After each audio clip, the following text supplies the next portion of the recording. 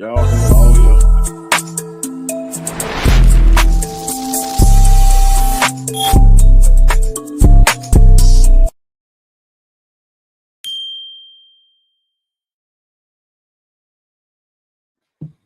Welcome back to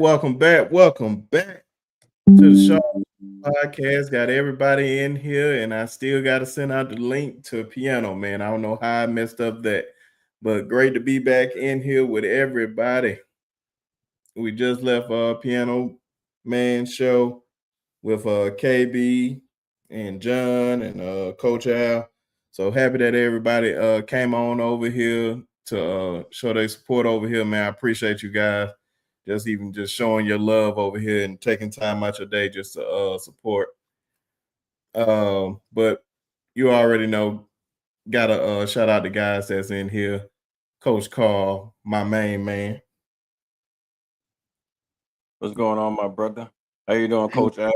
How everybody doing in the chat? I see y'all out there, Jeremy, Nikki.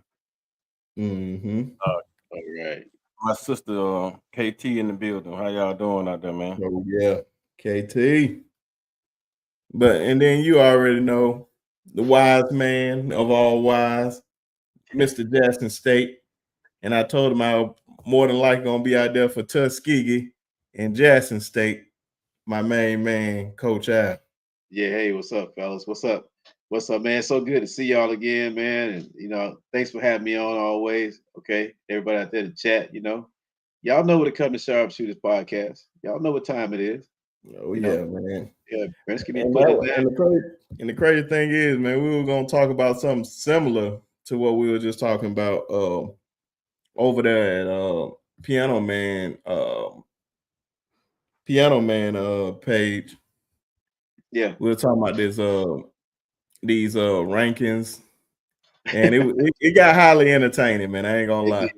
Especially with Penn State being number one. That was ESPN, but I was doing Josh Pate's top 10. Well, top 20, but we ain't gonna do all 20. We're just gonna do probably maybe top 5, if that, and then talk about other stuff like NFL schedule release.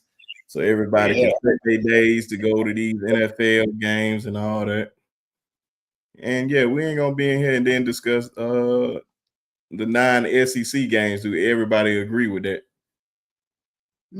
But of course, but first, you already know I gotta see who all up in the chat. Got Jason in here. What up, Jason? Got Jeremy up in here. What's going on? Nick, what's going on, my brother? Anidra, what's going on? How you doing? Good to see a lot of y'all came over here, man. Always loyal supporters, man. I told you, man, I wouldn't know how far I would be in this thing without you guys being loyal.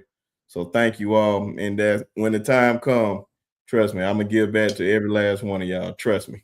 You can hold me to that. Nick, what's going on, bro?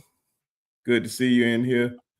Who else we got in here? Of course, Gil. Roll Tide, everyone. You already know. Gil. Good, brother. Trapper Net, what's going on, my brother? Hopefully everything good with you. Like I said, we said KT. Hopefully she ain't got on no Alabama State stuff. Burn it.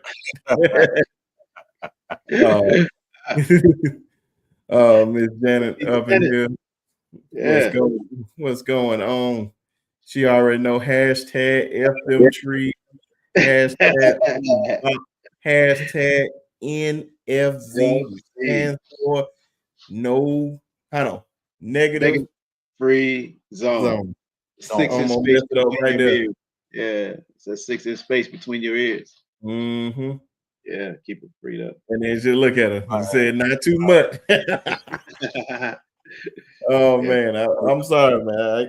I can't stand y'all. I'm sorry. I don't like y'all, but I like you. You my dog.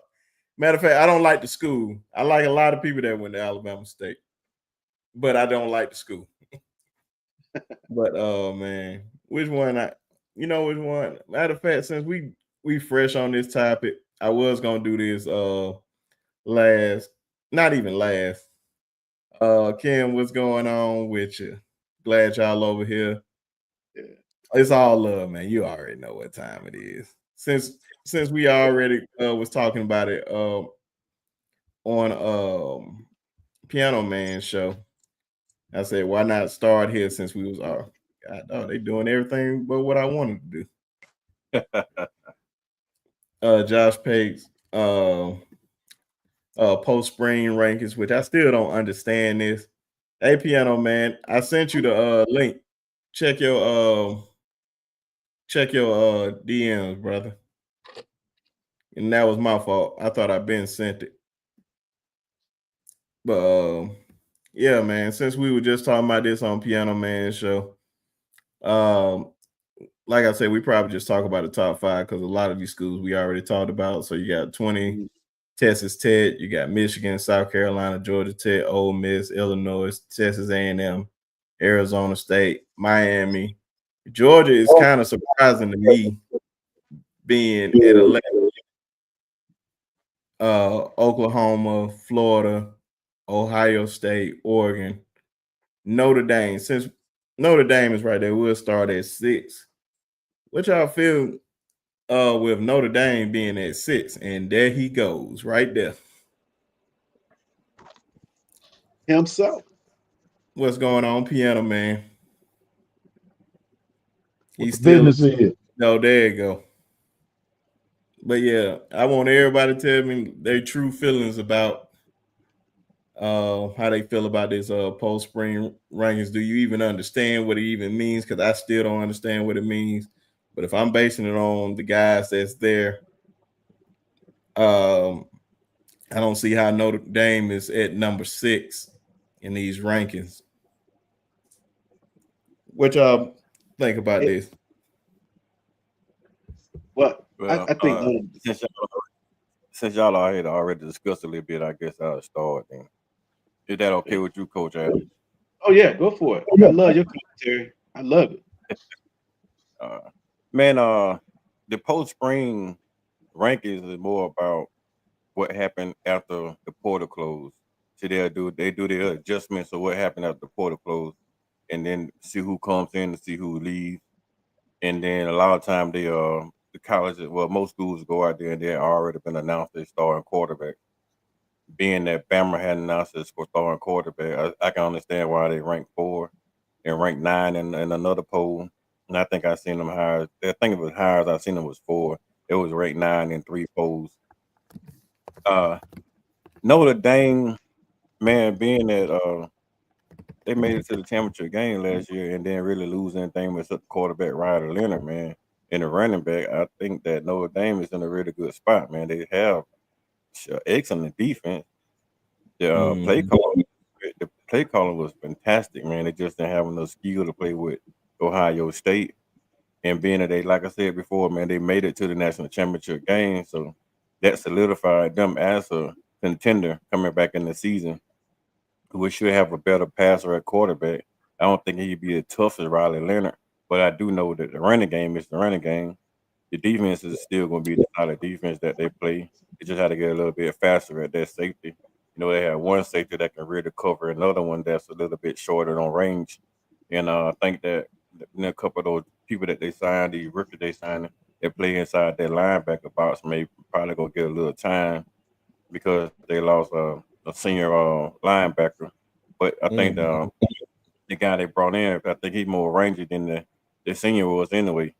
That's so I can understand Notre Dame being 6. Freeman is a hell of a coach. I mean, it ain't too much to say about Notre Dame. You know what you're gonna get. They fast, they physical, they smart. They're gonna give you every single thing that they have and some. And then I mean, they never gonna turn the ball over, just relentless turn the ball over, making those mental mistakes that a lot of kids do early. And Notre Dame gonna capitalize on a lot of those mental errors that other teams play, which is gonna keep them moving up in the rankings. I just don't understand why they keep ranking in the top 10 to start the season, knowing that they're not part of a conference.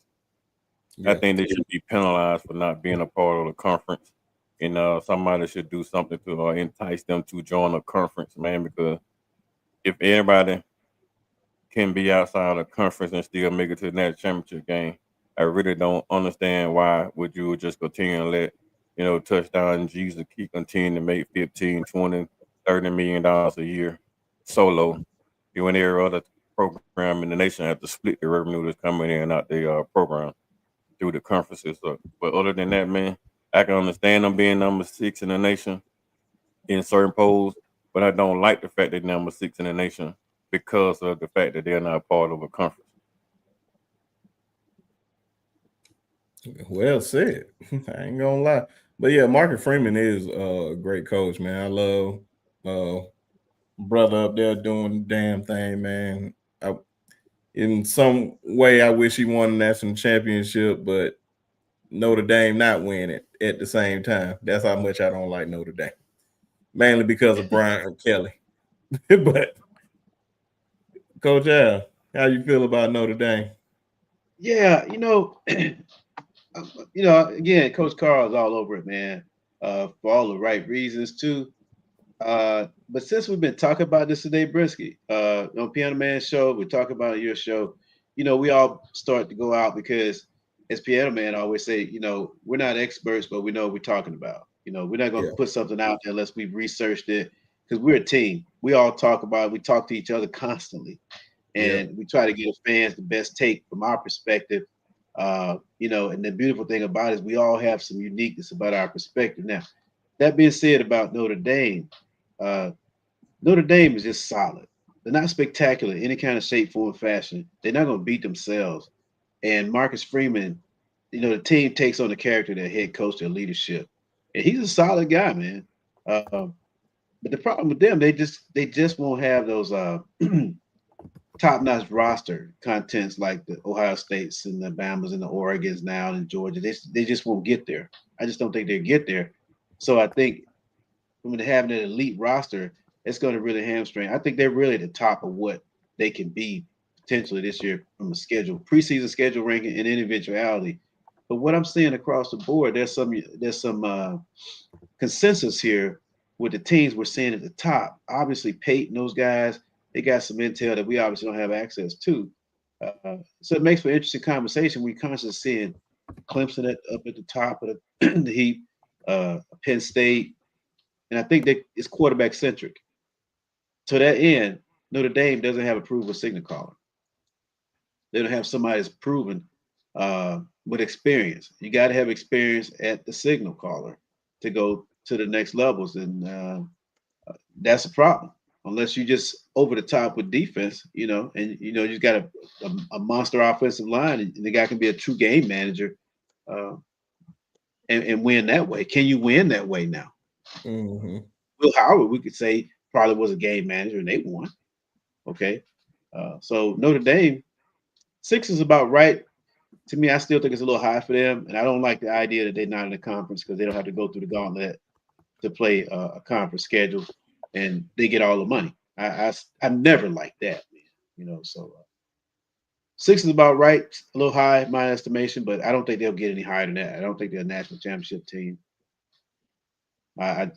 So six is good for them, but not for me. I wouldn't put it at six. Not Notre Dame. Oh yeah, man. Yeah, I I wouldn't know. put it.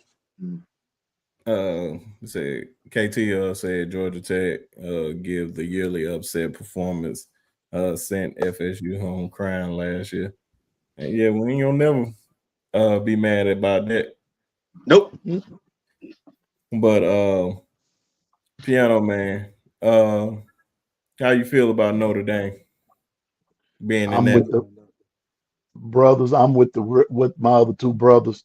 My only problem with Notre Dame is that there's no conference for them. They have not aligned themselves or affiliated themselves with the conference. Somebody put it in the chat that they are honorary ACC members. Well, they need to, stop that honorary stuff and get on in. Either get in the ACC or get in someone's conference. Why you bootlegging? I mean, but I understand your Notre Dame, but in this era of football that we live in, that we're in now, you need to be in a conference, and it make you, to me, it makes you more legit. Mm-hmm. Far as their team goes, the big thing going to be with them is going to be like with other teams. no solid quarterback, no solidified quarterback. So until that happens, 6 is going to be right where they are. But I'm with Coach Carl. I don't think that they should be 6 simply because of the fact that they're not in a conference. Now, this is not to down them as a team, but as a school that you need to be in a conference and play like everybody else and go by the rules. Because in my opinion, if you're talking about brand right about now, Alabama has a bigger brand than Notre Dame does. And so we're in the SEC. So if you want to prove yourself, get in a conference, and then we'll see if you're worthy of that 6th ranking. Well Hey, said. Prince, I I'm think my fault, Coach. I was just gonna get this out real quick. yeah, Jeremy said they got that fat NBC TV contract. That's one of the main things why look, they're not going to join no conference, man. They're getting a lot of money. They're getting a lot of money. a lot of money. They don't But need no go money. ahead, Coach. My fault. Yeah, that's the thing, especially in the climate that we're living in now. If you got money, you got the bag. Okay. Until the legislation comes out this summer, we'll see how that's going to change the Yeah. landscape of college football as it goes pay for play. Coach Sean always puts it right about NIL in the form that you think you see it now. It's not truly NIL. Okay. So when this thing gets some framework put around, and maybe if the ruling comes down and gets enforced for the 2025 season, it's too late for this year, but we'll see an impact next year with guys transferring, guys signing, all of that stuff. But I'm looking at Notre Dame's schedule right now, and looks like they go to Arkansas. Okay, they're going to play an SEC team in September on the road. They got a game. They got a home and away thing with A&M. They playing A&M early September. Beyond that, I don't see USC being a problem for them. I don't see Navy being a problem for them. Syracuse had some juice last year, but they lost their quarterback, I think. Um, I don't see their schedule as being anything significant, to be honest with you. And as far as them going to the ACC, Peter, man, we call it ACC, right? You can almost call it a conference. It's not a Yeah, conference. almost conference. So you can almost call it a conference. So going into ACC, ain't no skin off their nose, man. They'll probably go in there and be like FSU was years ago. They came in and just ran roughshod, and then Dabo came in and took the chains, and nobody was in there. They were, so. But it'd be good to see them affiliated. But there's no need for them to go. They got the big NBC contract. They got money. Money talks. Still. This old saying go, man. Money talk. BS walk You're every right. time. Yep. Every time. Yeah. So yeah, man, it's gonna be really, really interesting, especially if they would have won a national championship. They ain't have Oh to man. share it with nobody. They would have kept all the money. Oh man. I shudder to think. That's the big problem, man. That they don't have to share no money. So None. it is what Yeah, it man. is. It's really. I'm like, I can't be mad at it, man. Only because, like, man, hey, it's part of the game. They set themselves up for that. They did. So I can't be too mad at it. I was like, hey, man, they were just smart at it. Smart at business wise, and they can keep all the money or whatnot. They said if you don't like it, be independent too. Yeah, but problem is they're only independent in football. Yep. That's the only right. that's the only sport they're independent in. They Wow.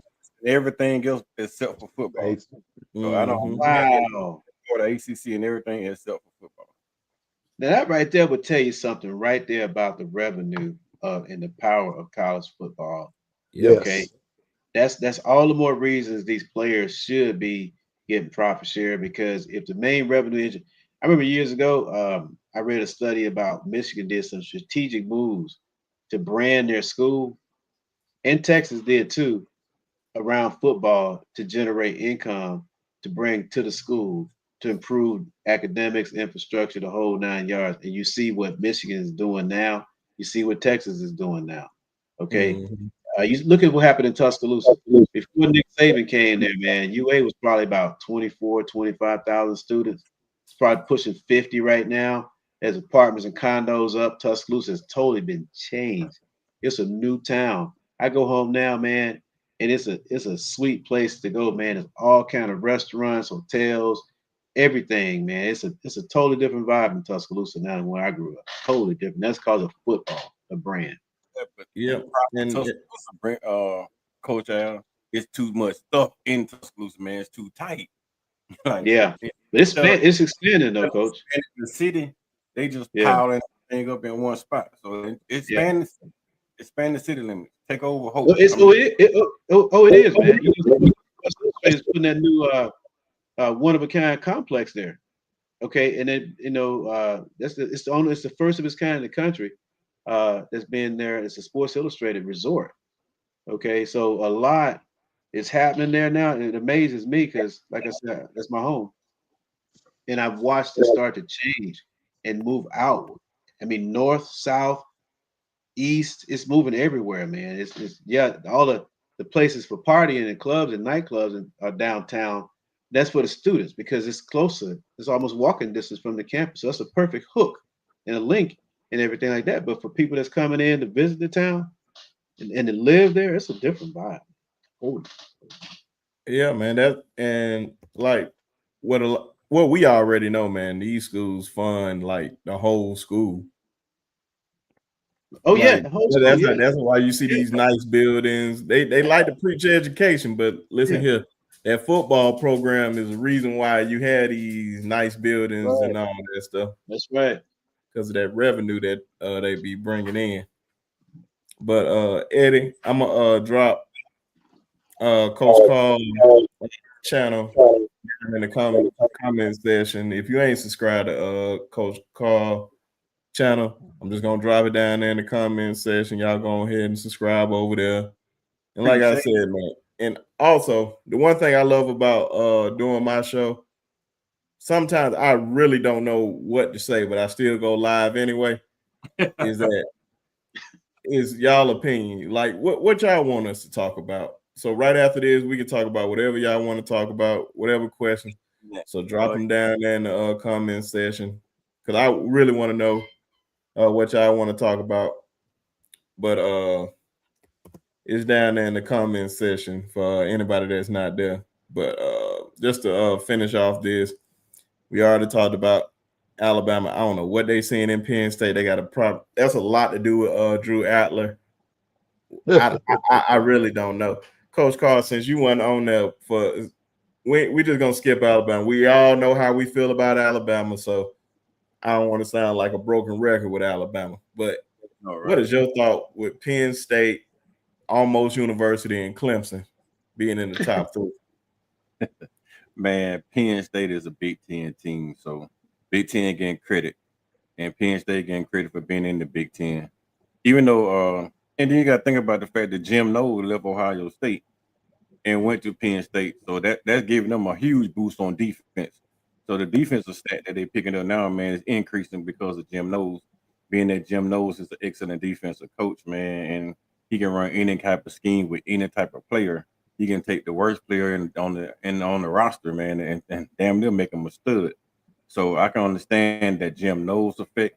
I just don't understand the James Franklin effect. Like with James Franklin still being the head coach, he's supposed to be an offensive guru. You know what they say before he came to Vandy, and you seen how Vandy offense the plunge on him because they were doing better without him, and then with the guy named Derrick Mason, the offense was really booming with Derrick Mason. They just couldn't stop the dang nosebleed. With Mhm. James Franklin, the offense went backwards, and then the defense played a little bit better. So I think that James Franklin probably be more suited to call himself a defensive coach instead of offensive coach because for the last Mhm. few years in Penn State, he hadn't have a decent offense. Period. I mean, Joe Paterno had all offensive guys getting drafted and in and out of the league, man. And I mean, the best thing James Franklin had in his program was Saquon Barkley. So outside than that, man, you really can't pinpoint nobody on the offensive side that James Franklin even coached that even didn't doing anything negative positive in the league. So with that being said, man, Drew Allen, I don't know if that dude is a college player or he's still in high school.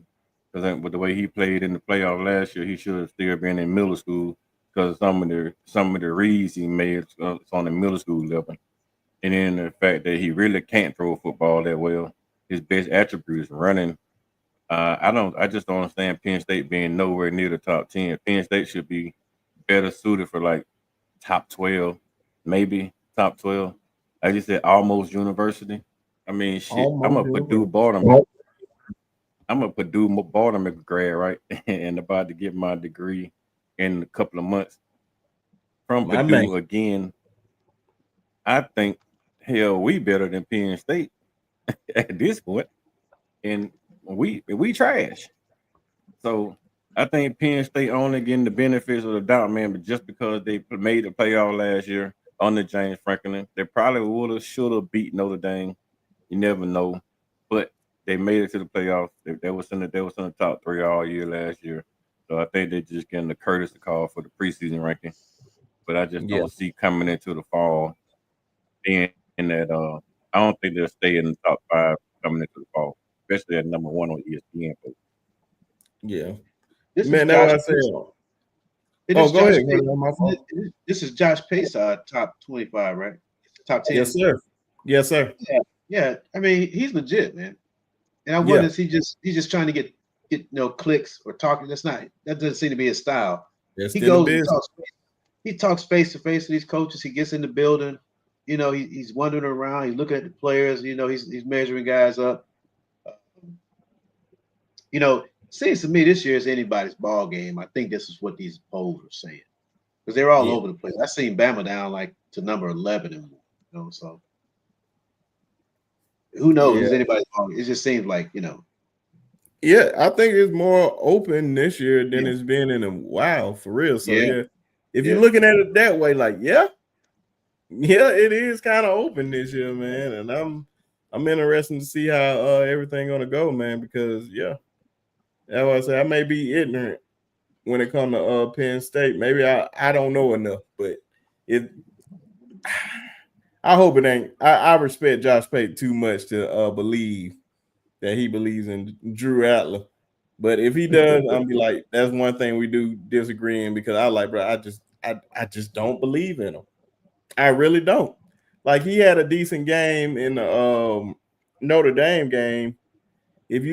And it almost led him to a national championship game, but the interceptions were so egregious. I'm just like, oh my God, man. I don't know what they're gonna do with you. And then they just ranking you up high, but that's a whole nother story.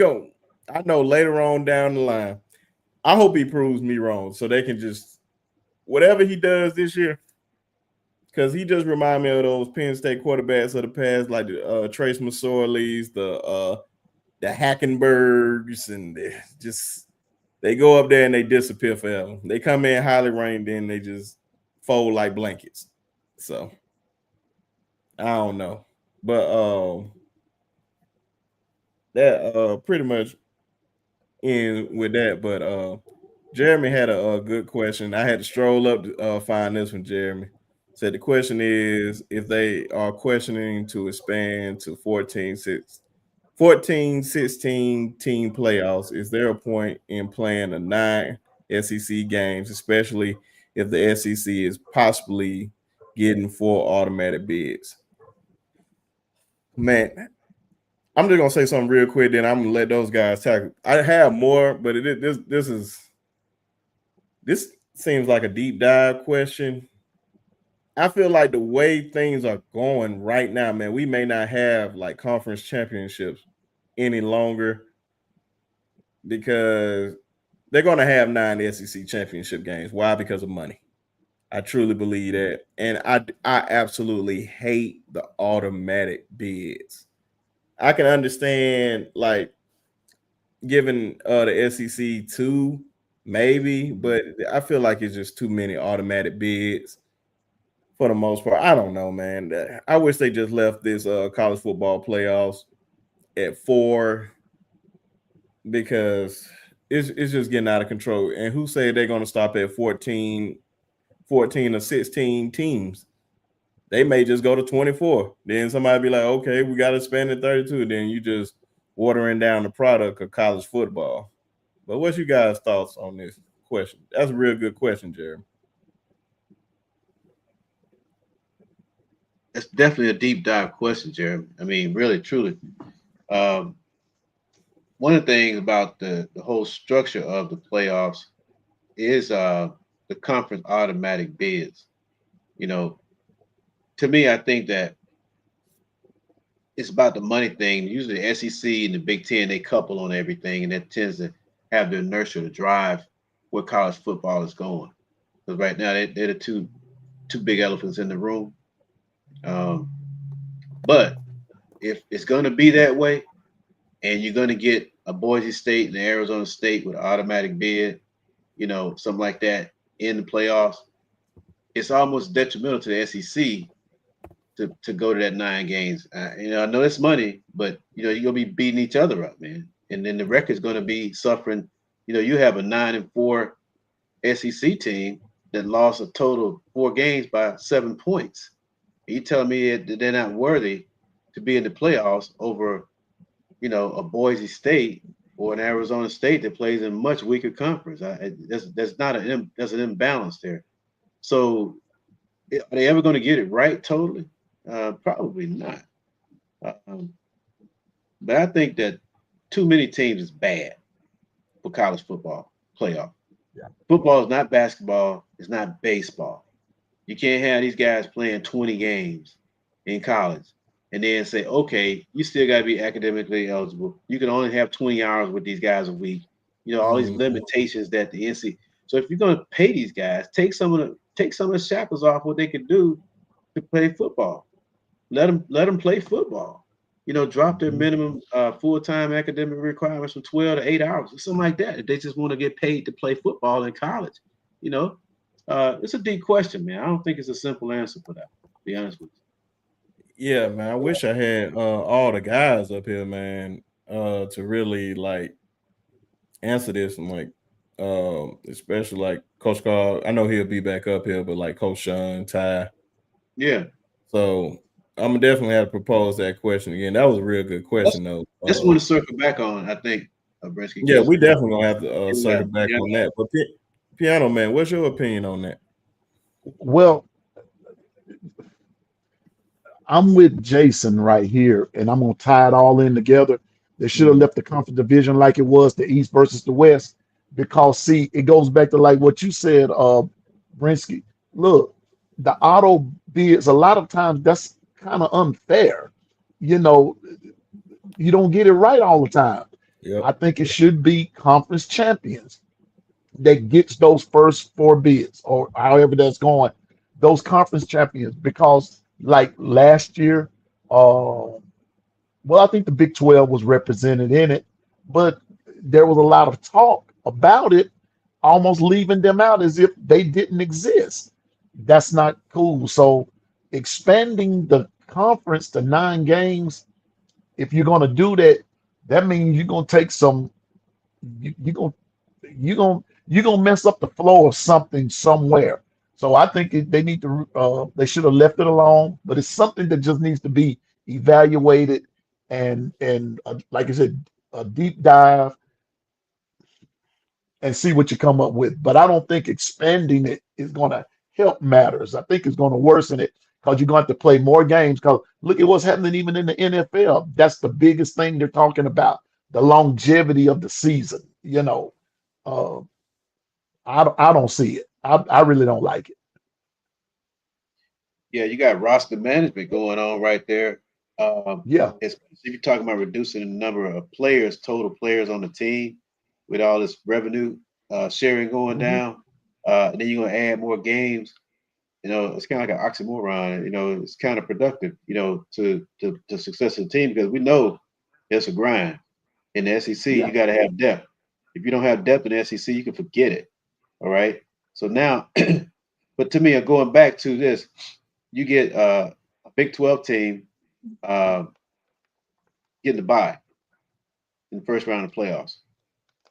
You get the Boise State getting a bye in the first round of playoffs. I don't Mhm. see that. I just don't see that, man. To me, Piano Man, I would say this: the automatic bid thing to me kind of irks me, to be honest with you, because that's inclusive of everybody who wins a conference championship, and all conferences aren't created equal.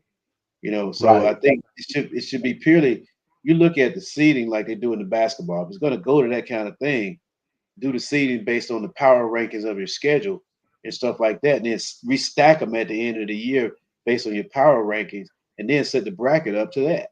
If you're going to have Right. 12, Okay. 14 teams, and just then screw conference championships. What's your power ranking? And then do it that way. That way, it's more of a level playing field about who gets the first round buys versus the team that goes 12-0 in the Big 12, and you get a bye and you get blown out by 25 points once you face one of the big dogs. Right. They tell you right there, I it's see. listen. Yeah. I see what you're saying there, Coach. And but now I'm gonna bring it back because because we talking old school too.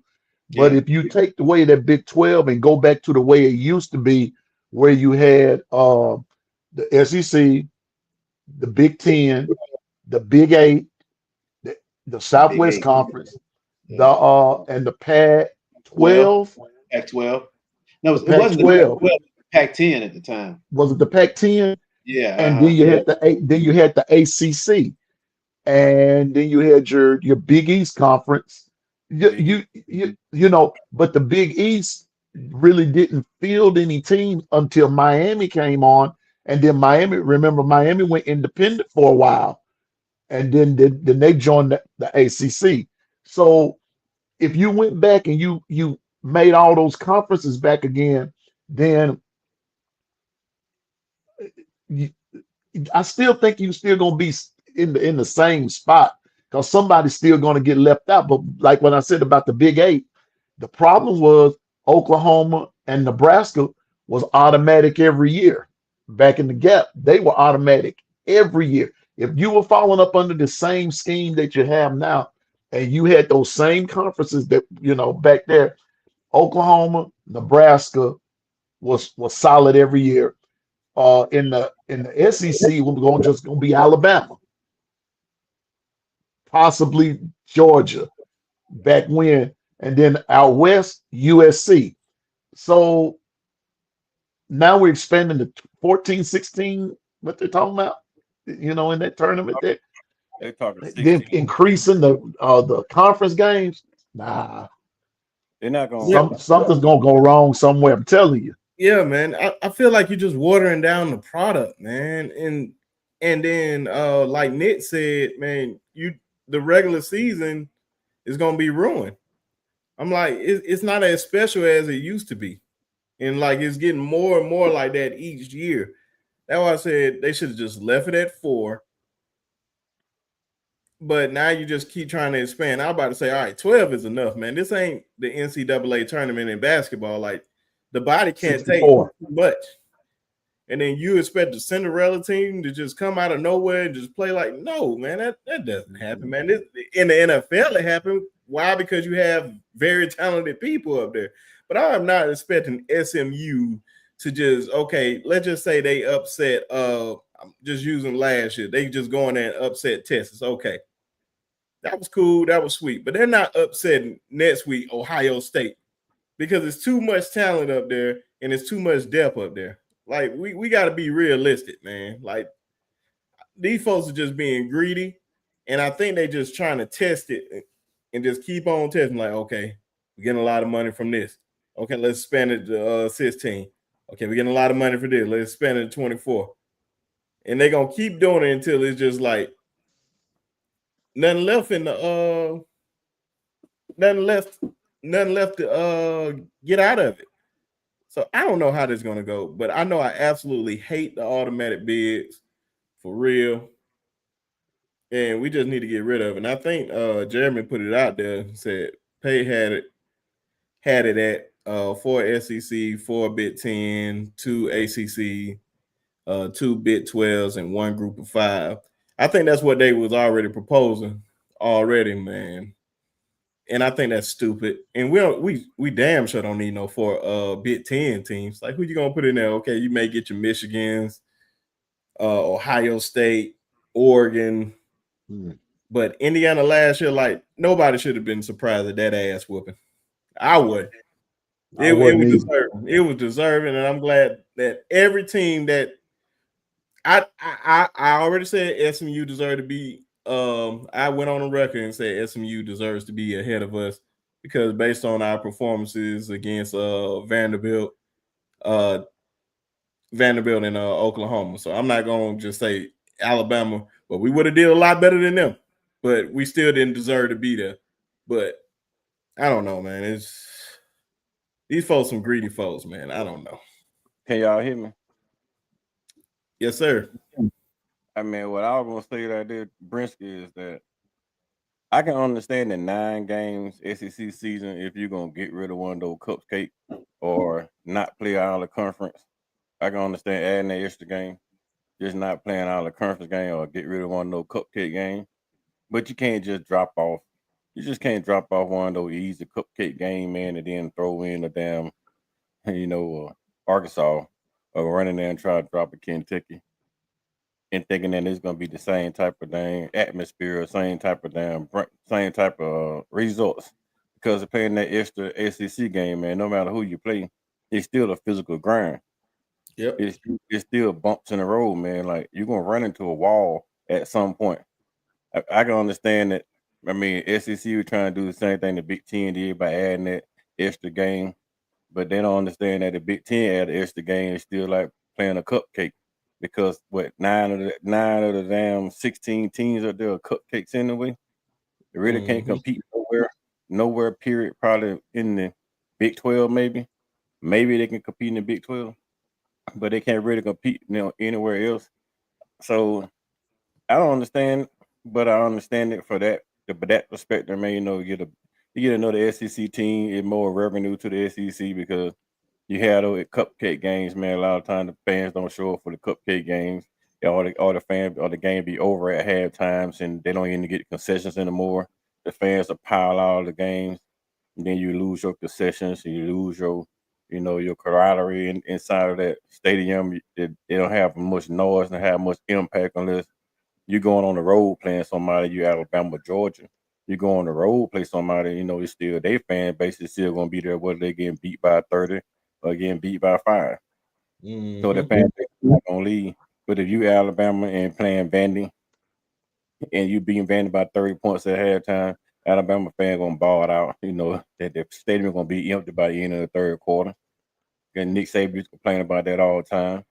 So but with that 16 teams, because they're not going to add 2 teams in order to get the Big 12 two automatic bids and try to get that new pack I think they're trying to open up the Pac 12 again or Pac 10 again or whatever it's trying to do on that West Coast.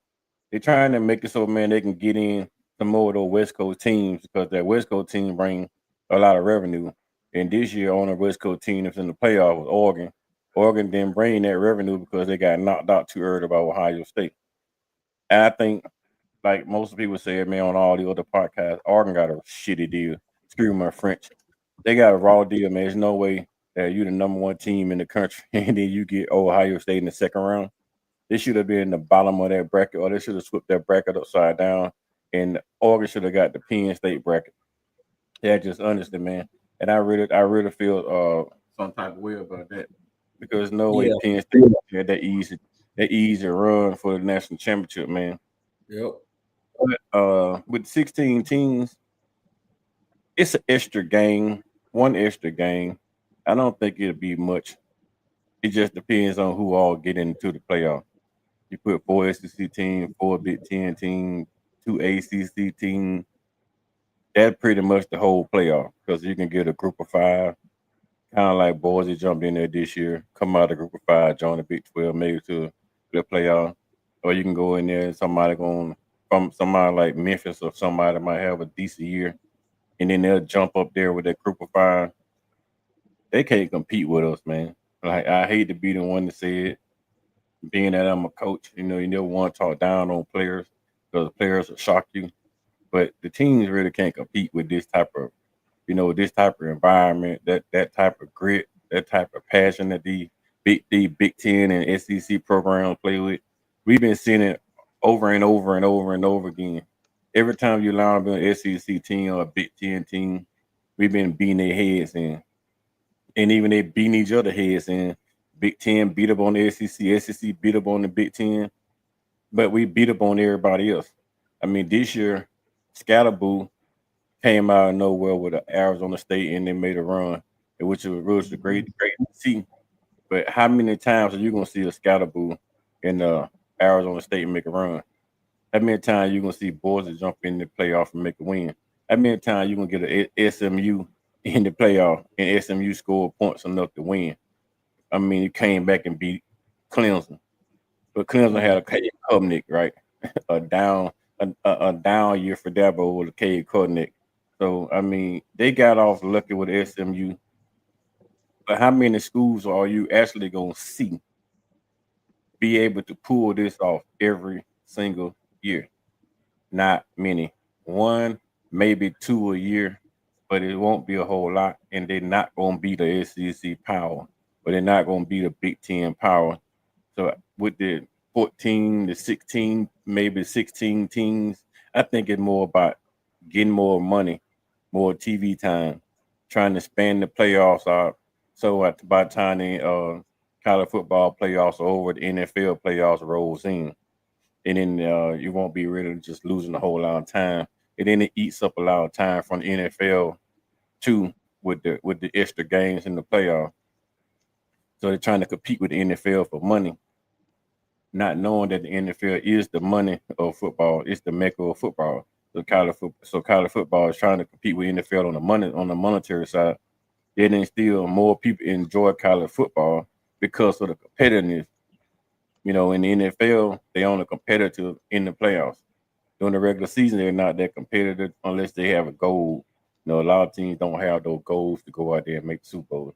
Some of them do, some of them don't. A lot of teams playing for a number one draft pick, but other teams are playing for to make it to the Super Bowl. You got kids playing for a Pro Bowl spot to get that extra bonus money and stuff like that. But in the college, these kids are playing to get to the league. But with this NIL and this pay to play situation, now they're just playing to stay in college. Like they're staying in college here now because a lot of them, man, by the time they get to NFL, they done made their whole NFL salary out of 5 years in 2 years in college. So they just staying around now, man, just trying to get the extra individual to play in college. And I think that the fact that they getting paid to play is going to drive down the competitive edge in the playoff because a lot of kids going to want to sit out like Nico tried to do this year to get more money. Hey, Coach Carl, Yes, sir. how about they make it 2 years out of high school, you can go to the NFL versus 3. How about that I rule can change? I can understand that, Coach Al, but Yeah. a 17-year-old kid come out there turn 18 in college, then 19-year-old, you think his body ready for that pound in the NFL? No. I don't think so. I think that 21-year-old mentality in the NFL should stand because at least at 21-year-old, you're a grown man. You can actually buy beer. You know, you can But buy liquor, and you want but to but join. You here's don't the want point. to But tank but, he- party. but here's the point I'm trying to make. The stupidity of it all would drive intelligence back into the decision. When a lot of guys start jumping to the Mm. pros and getting their head chopped off, they realize I should have stayed in college. You see what I mean? So that's what happened in the NBA. A lot of times it was you go straight from high school to pro. And most of the time, now the NBA is drafted on potential. I mean, look at Derek Philon, the kid from Alabama. He wasn't like lights out, but he's in the draft. He's gonna get Mhm. drafted on potential. He'll get drafted in the first round. But is he gonna start the first year? No. He'll probably ride the pine first year, play a little bit second year, third year, bust out. That kind of thing. But to me, I mean, something has to change with eligibility because all this, the whole landscape. I know we're kind of getting off in a lot of that right now, but something's got to change because this thing become a revenues-based model.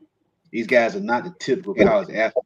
So maybe you expand to give 25 hours access to the players a week, 30 hours of access, especially you add more games. You need more preparation. You need more time with the players to coach them up to prepare.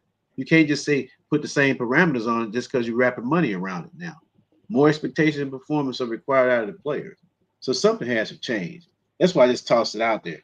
Make it 2 years, get them off the payroll. Let them jump out there and make poor decisions. Okay, get an agent. Then now you have no means. You go out there and get cut. You can't physically hold up. Whatever the case may be, they made the decision. It's like them. It's like Nico made the decision to sit out. Now they're making these decisions now. Put some teeth in it. You know, if you want to bet on yourself, bet on yourself. Okay, you lose on yourself. I mean, but something. I'm just throwing it out there. Something needs to change. Yeah, man, because Yeah. the whole thing with the guys, the one thing I can't stand about college football right now is these guys that's probably been in college since 2017, still trying to get eligibility 2018, 2019. Like, man, go start a family, go get a job, go do something, man. Like, you just holding everything up from everybody else, man. If you just not that guy, you just not that guy. And then what make it even worse is that they transferring from team to team to team. Like, man, what you think? By the time you try to go out for the NFL, you probably be old. You got guys that about to be 27 years old being in the NFL combine. Right. Like, what are we Right. doing here, man? Right. You got a 27-year-old still playing college football right now. That's right. That's what I'm saying. Right. I know you have some 27-year-olds that probably just be like, you know what, I want to go play baseball and I'm gonna come back and play a little college football. That's nothing. But I'm talking about the guys that literally they graduated from high school, and then let's just say they went to JUCO. Let's say you went to JUCO for 2 years, and then you just come to the big boys, and now you just jumping from team to team to team to team. Like, I hate when guys say I'm committing to this school. Let's just say Virginia. But you look at his past school, it got Ole Miss, it got Blue Mountain State, Delta State, and then he was at Mississippi State, any state, and now he at Virginia. I'm like, man, come on, man. Like, go home. Yeah. But with NIL, Brinsky, nobody committing to learn long-term deals anymore, long-term program. Everybody's gonna come into a 1-year rental. Like, it's just a 1-year rental, man. You go in there, you make a name for yourself, and then you out. You get next bag, you go in there, you do better at that school, then boom, they're in the port again, trying to get another bigger bag. As long as they keep jumping in and out the portal, man, somebody paying them, they're gonna keep on doing it. So you just keep getting out the portal, and they keep getting them more and more money. Those kids gonna continue to do it until somebody just stick them in the portal, man. You jump in the portal without somebody calling for you, and they stick you there. That's when the program gonna change, because now you don't have no other alternative. You're gonna have to join the NFL at some point. You can put your name in the NFL draft because don't nobody want you in the portal, and that's how you get the old kids, old ass men out of college playing with those little kids, man. Let the little kids get in there and benefit for the NIL. And you old men go in there and try to make it to the NFL, and you can't cut it. You still got the XFL, and you can't cut the XFL. Go to the CFL. Go play in China. Go down Taiwan. Like to come in and say, go back to teriyaki you and damn be a coach. Do something, man. Yeah, they're right, man. So what do you think? What do you think? Like if they had the option to come out next year, the wide receiver from Ohio State and the wide receiver from Alabama, what do you think they will be drafted? And being a top 10 for sure. Exactly. But Jeremiah Smith physically probably can handle, 5 or 6 games consistently in the NFL. But Ryan will be a 2-year, 3-year wait because of their body size. They're not going to stick Ryan out there and talking about 40, 50 plays a game, man, because they're killing him. He's too small. And Jeremiah Smith being mentally, he's still a kid mentally, so he may catch a few balls, but they're gonna kill him.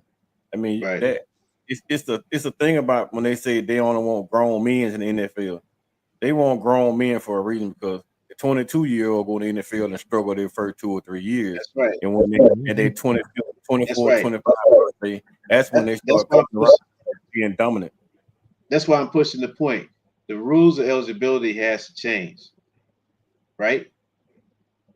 They need to change. You got 4 or 5 years, you out. You gone. I don't care how many times you transfer. Something has to change. I can dig down. You got a medical injury, like you got a medical red shirt. Right, of course. Yeah, but only get one. Right. Yeah, that one medical red shirt for that 6th year. Other than that, man, you're gonna get on out of here. The tight end from Miami that got drafted to the Broncos. I think he's played 7 years of college football. I did not. I was just about to say, did he get drafted? And that's crazy. He went to the Broncos. Wow. Yeah, you got He got injured. He played- got injured 4 times though. 4 times he got injured. Man, I don't care if he got, man, God bless the brother, but man, come on. A lot of those times it was just like, come on, man. I don't know, man. God bless him, but I was just like, enough is enough, man. I ain't even trying to go. And It's complicated. JJ Compton said they said that about Smitty, and he said LOL about me saying Ryan was too small. The difference, JJ, Smitty was Look at Travis Hunter. Travis Hunter is no specimen. Let me get this one off real quick. Shout out to Keyway, my boy. Yes. So I play college presently here at UNA. Agents hand out cards and follow us at Walmart, believe it or not, trying to get players to hire them. And I just want to ask this one question. Are they legit agents? Because, you know, in college football, like anybody like myself, which I'm announcing to everybody, I am a college football agent. That's just how easy it is. So I guess I'm an agent too. So if you want me to F up your money, and I want 95%. 95. You do all the work. I want 95%. But I didn't want to get that one off. I thought that was you gotta he actually put something said no credentials, no history, no websites, nothing. I can do this for he said I can do this, that for you. That's crazy. That's the world we living in right now. That's it, man. Yeah, Keyway, hey man, just go ball out, man. Yeah, just go ball out, man. And old boy that go to shout out to Dwight pointed out old boy that playing New Orleans, he 26. 26. Yes. That's right. And they trying to convince me that this man is, I'm telling you, he gotta light it up for me. Just so I can just see. If he does, then I apologize. But I just Dylan Gabriel played 6 years. No, Dylan Gabriel played 6 years. Yeah, he played 6 years in college. That dude is not gonna light it up in New Orleans. New Orleans in the market right now trying to make a trade with the Browns to get Joe Flacco. And you pass up on Shador, but Shador like he the top story all preseason in the mini camp. Like he lighting it up there in Cleveland in mini camp, and your rookie down there stinking it up in New Orleans. That's what you got, man. I mean, blackball Deion Sandler. And then as soon as you blackball Deion Sandler, Derek Carr say, you know what, man, F you. I'm out of here. And I'm gonna keep my bonus. Jason said there's a guy in his 9th year coming up. Lord, wow! You see what I'm talking about? Whoa. 9 years. I can tell you right now. Me at 18 and me at 27 is two different people. Totally different. That's what I was saying, man. There's somebody 27 this year coming up in college football. I knew it was a 27-year-old. I just don't know where he's playing at. I guess somebody was asking. You said I played for Coach Sean and Coach Black my last year at BJ. Also on that 7-on-17 A2 Eagles for 3 years. Oh yeah, but man, also man, put your number, put your jersey number in the chat, man. And wishing you nothing but success, my brother. That's right. Man, I promise you. Wishing you nothing but success. For real. Alabama, I had good coaching staff at my practice last week, man. Last Tuesday, I had North Alabama at my practice. So big ups to you. You said, how old was Stetson Bennett? I don't think Stetson was that old. And Stetson went over. He was 23 or 24. I think he was 23. 25, actually. Stetson. Yeah. And y'all also support me. You see it right there. 18 KJ Fields. I need at least no less than 7 touchdowns this year. Yeah, what do you play? First, yeah, what do you play? Yeah, I know. What do you? Yeah, man. What's your position? Any wide receiver? My little cousin, my little cousin is what is it? Nicky? No, that ain't Nick. It's John Taylor. Nick and John was up there. So it's John, the only one up there now. So you know John Taylor. Let me see. See, yeah, wide receiver. That's what I thought. Yeah, that's what I said, man. I need at least 7. At least. Yeah, at least 7, man. And At you up there least playing with 7. John also with people. Yeah, Oh stay yeah, in the man. lab, man. That's all I can tell you. Stay in the lab, stay focused, keep working, refine your That's craft. right. You know, don't focus on the noise, focus on you. Okay, because you can only be you, right? Get somebody that's good in your ear. He Yeah, said there J. you go. He said JT played DB. Yeah, Yes, sir. That's my little cousin, man. This joker yeah. fast and he actually played quarterback in high school, but he a really good defender, man. Super Man, fast. that's crazy. The world's super small right there, man. It's crazy. How about that? Yeah, yeah. Yeah, like JJ said, Cam Rising would have been 9th year eligibility. Cam, Yeah, he had I to. try not to be harsh on. Like, man, I understand he had all these injuries, but it's like, my God, man, what do you expect to happen? Like, I understand. Like, what are you trying to accomplish, man? I think that NIL money must be real good. He could That have must. came out though, like he literally could have came out 2 years ago when he was hot. When Utah made it to the playoff, he was on the hot trail. He got injured. They still were gonna draft him in the 4th round. I would have came out, man, and just got. I mean, he just took them 4 years and sat on the bench on the injury reserve, man, and still made money in the NFL. It's not like they gonna cut him. Just think about it. How many no good quarterbacks in the NFL right now that you could have had? I mean, that's on roster, and Cam Newton went on the roster. Just think about that. There's a lot Yeah, of no good quarterbacks out there. he said Stetson was 25 going on That's 26. facts. That's all facts right there. That's That's crazy. facts. Yeah. They said Chris Winkie head ass. Well, at least Chris Yep. Winkie was playing baseball.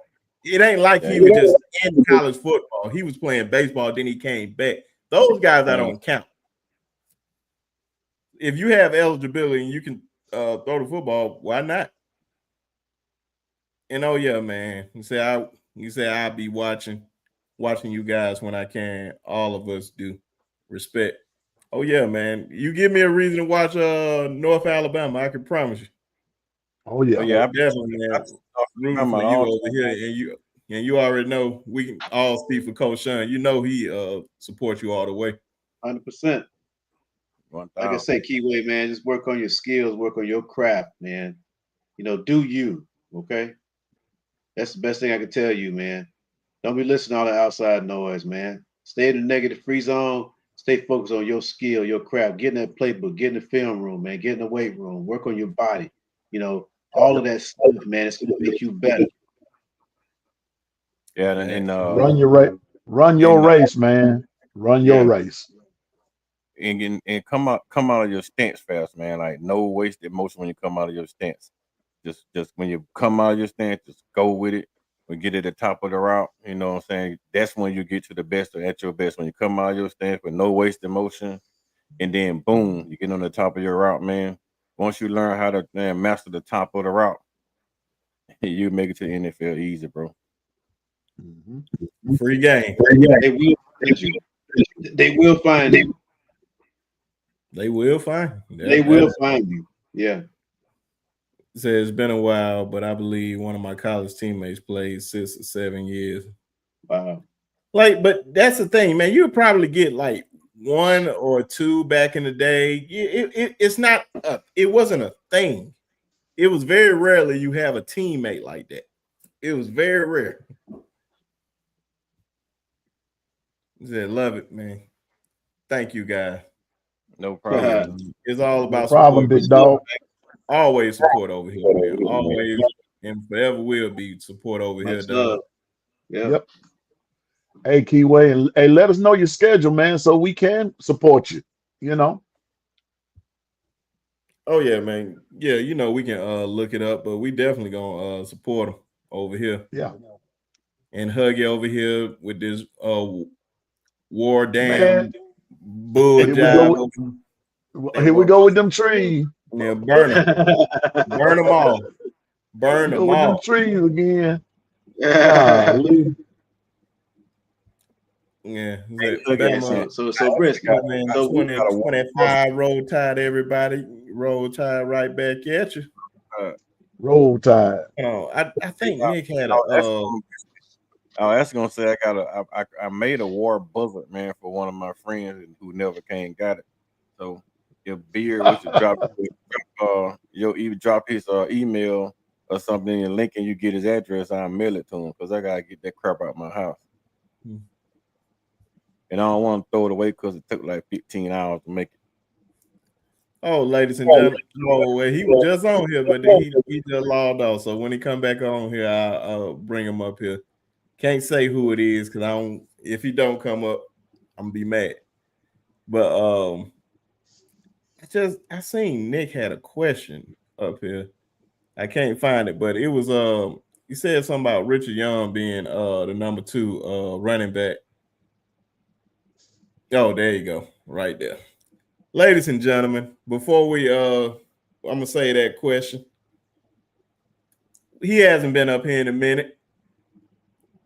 Is a good brother of ours, friend of the show. And when we play them for Alabama homecoming, we're gonna beat that ass.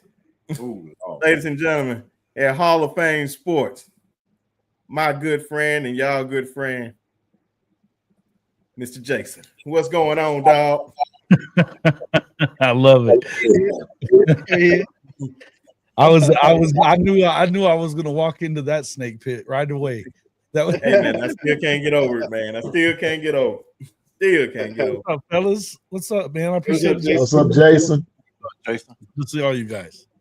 Hey, No, man, we saw you in before the chat. you go, Jason, because I really want you to touch that subject for real.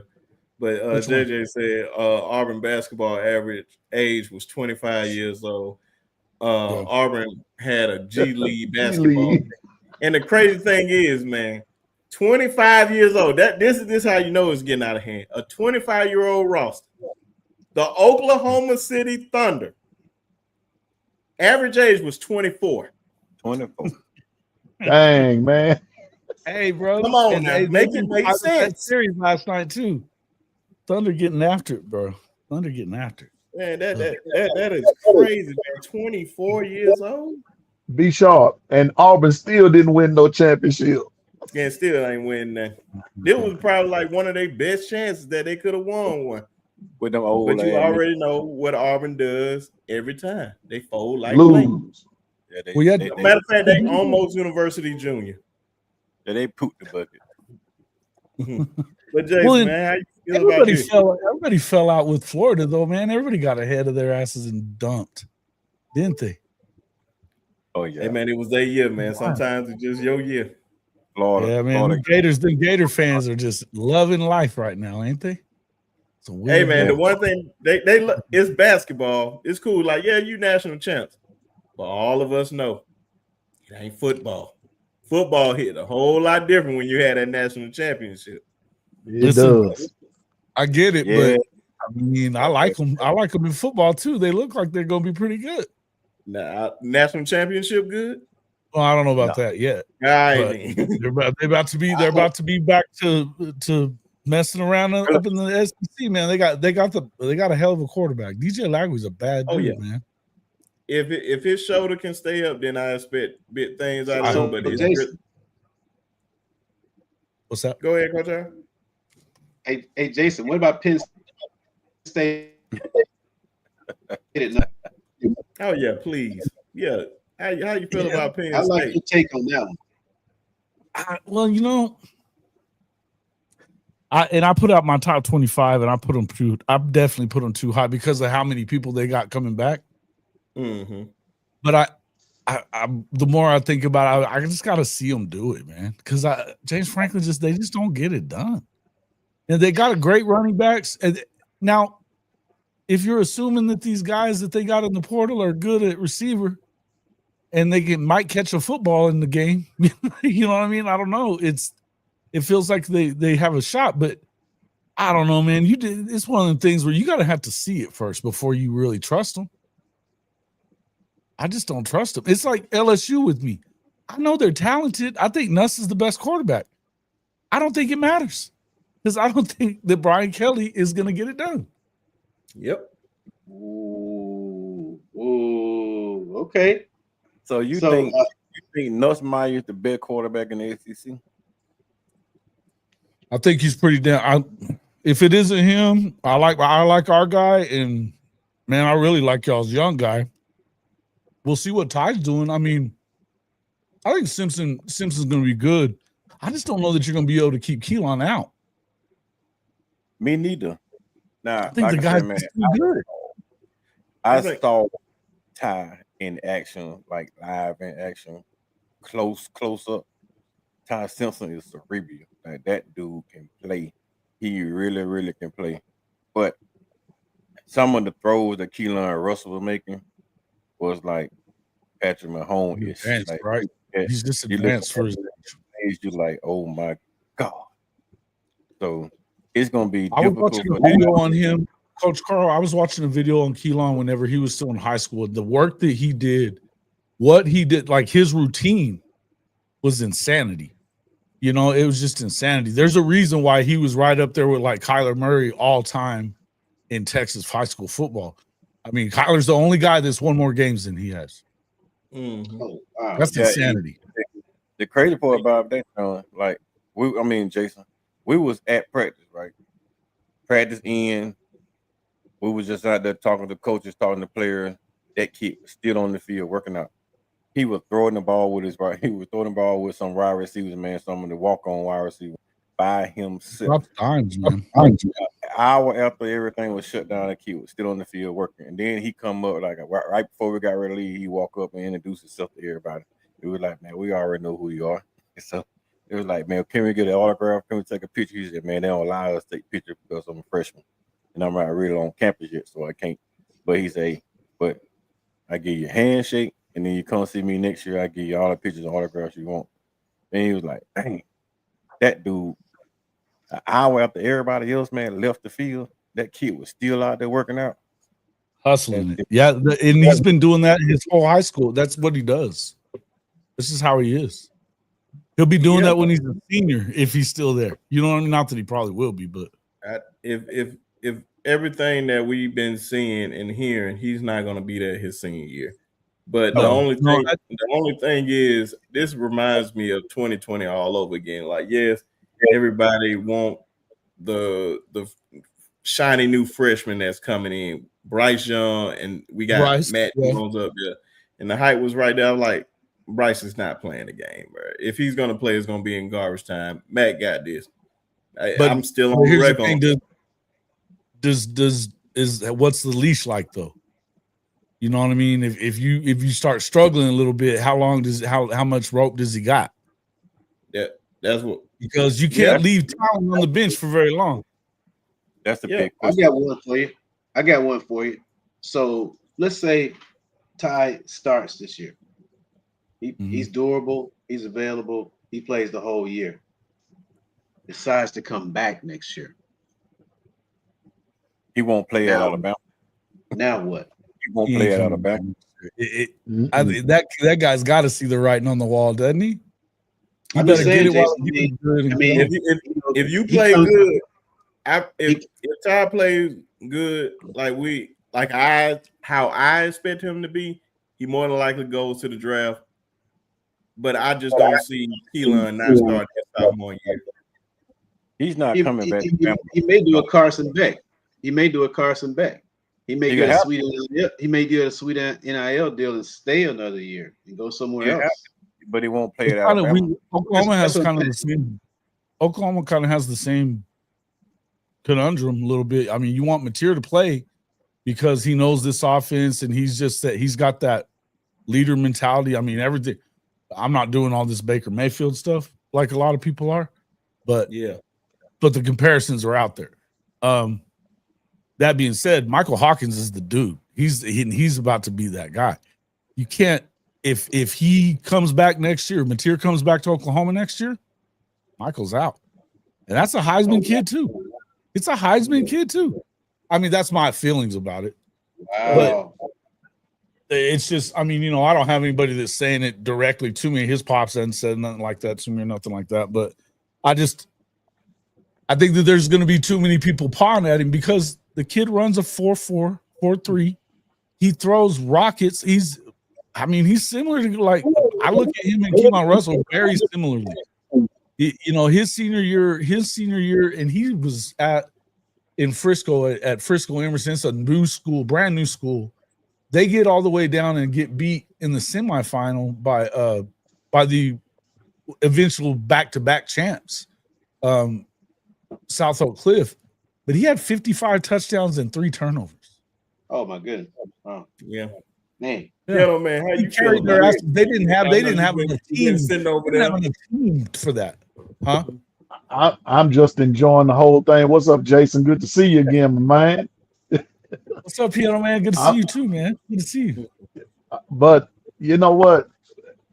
I've been on this quarterback situation from the word go, but I'm still gonna say this.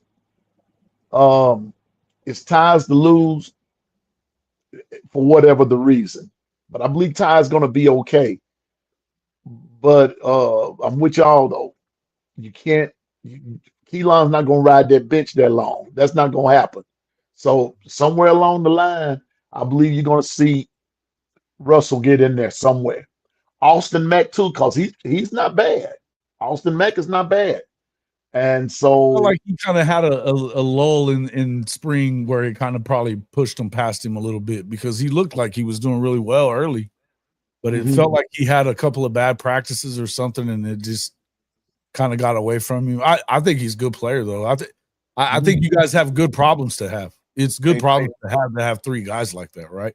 Jason, the problem with Austin Mack is, man, he a one-trick pony. He only had that deep ball. Like he got that big arm, that big deep ball throw, and he ain't confident enough to throw the ball short, like kind of like Miro was. Like he was hesitant trying to throw the ball short and throw it in tight windows. But you throw it deep down the side. Couldn't do the tight window. That's why he became kind of one-trick pony-ish, And I like Jalen a lot. Athletically speaking, damn. You know what I mean? But athletic-wise, he was everything. Yeah, he needs some development though, and it's too bad. I feel like it's too bad that you didn't have Grubb there to kind of help with some of that. But let me ask you this question then, right? Do y'all actually think that Ty Simpson is going to be the starting quarterback at Alabama, or was it just Caleb DeBoer thing to make sure none of the 3 quarterbacks hit the portal in the spring? I asked that same question a couple of weeks ago, man. I believe he's going to be. It was his job to lose day one. It's just really his job to lose. They don't have to announce anything. I think it's already set in stone, like who's going to be the quarterback, unless y'all outperform him. And up to this point, from everything that we're hearing, nobody outperformed him. I don't expect Keelan to outperform him right now. Of course, Keelan is the most talented quarterback in the room. That's no question. But is he ready? It's more than just going out there to pass. Y'all know it's a mental thing, too. I'm like, yeah, you did this on the high school level, but it's the big boys now. The lights, and when them lights get bright, can you come and perform? But you just have, it's no rush to play Keelan at all. Sure. It's really no rush. I'm like, I hope we don't see him play this year. It's no rush. That's why I said this many, many times in the history of the SEC. You show me a quarterback that started day one as a freshman and end up being great. There's not a rush as long as they're winning games. I know, right? Yeah. Now, you know what I mean? As long as they don't look like they're about to lose a game, because look, I feel like I don't think he should be on the hot seat in any way whatsoever, because I think Kalen DeBoer is a hell of a coach. That don't mean that Alabama fans ain't as crazy as Oklahoma fans and will want his ass out. You right about that. 9-3 again. You know this. Come on. You're right. That's why you can't listen to all them fan base, man. Our fan base. Sometimes, man, I don't understand them. Like everything. Sometimes, man, like last year. Sometimes they think it's sunshine and rainbows about everything. No, man, we just suck on this end. I'm sorry. That's it. You just got to tell it like it is sometimes, and everything is not everything. We got the best. Well, you know, one year makes a huge difference. Oh yeah, 1 year makes a huge difference, especially if you makes a huge difference. That transfer portal. Yeah, we talk about the 4 C's all the time, right, guys? Okay, chemistry, collaboration, communication, continuity. We talk about it all the time that contributes to Yes, sir. success. And the chemistry piece that is big, and we've all been saying it, is Alex Grubb coming back in the building. And what he does is he's going to help Coach Kaepernick get that O line right, because he knows that in order to run that scheme that he likes to run, that the boy likes to run, the offensive line has to be clicking. They have to be able to move in space to hold to do two things. It sets up the running game. It also sets up a delay in the pass rush so that you can develop the passing game in this scheme. So this year, I think, man, really Alabama gonna play to their defense, not turn the ball over, not beat themselves, and be opportunistic. I do think we're gonna see more of the run game this year, but don't sleep on Ty Simpson. He has the mobility to do all the movement stuff in the pocket, to change the launch point, to do all those things. And he's been sitting there watching. Okay, he's a coach's kid. The He guy's was a a gym. 5-star too. You can't forget he was a 5-star too, right? That's Yep. exactly right. Yeah, That's I think he was a exactly little right. bit overrated as a 5-star though. That's exactly right. So, you know, but I'm with you about Mac. Nick is talking about Mac. One thing about the game we've seen is we haven't seen Mac exhibit any mobility skills like to make people miss, to extend plays and stuff like that. The great ones now, they extend plays. That's what you're seeing football go to now, because you got to. The edge rushers are too fast. You got to be able to extend. Mahomes is not the fastest guy, but he extends plays. Hurt all the guys at the top of the league, they extend plays, man. And Ty can extend plays. He's been doing his whole life. So it's gonna, Bama's His gonna little be brother interesting. looks really good right now. His little brother looks really good. All the film that I've been seeing of him, damn. Oh yeah, yeah. Mhm. It's interesting, that little place up there in Martin, Tennessee, man. That's my wife is from. She's up that way. I grew He's up a that way, stud. man. He's a Yeah, stud. yeah, yeah. I agree 100% what you Stud. said, Jason. Yeah. They are coaches' kids, man. They around film all the time. Yeah. They around the game all the time. Well, and Yeah, man. and Go ahead. I was just thinking about what. Sorry, I didn't mean to interrupt. No, no, no. You I good. was just thinking about Nussmeier. You guys Yeah. asked me about Nussmeier. I mean, his pops is now he's the OC for the Saints, and he was patient. He's waited his turn, Yeah. and so maybe it works out. I mean, I just think that Keelan is a different kind of talent than what you're used to seeing. Yeah. Wow. And I think that I just wonder about the hook. But here's the thing. I think that if Coach Carl asked the question, do you think that maybe it was to make sure that you don't, because you got to have two of them at least.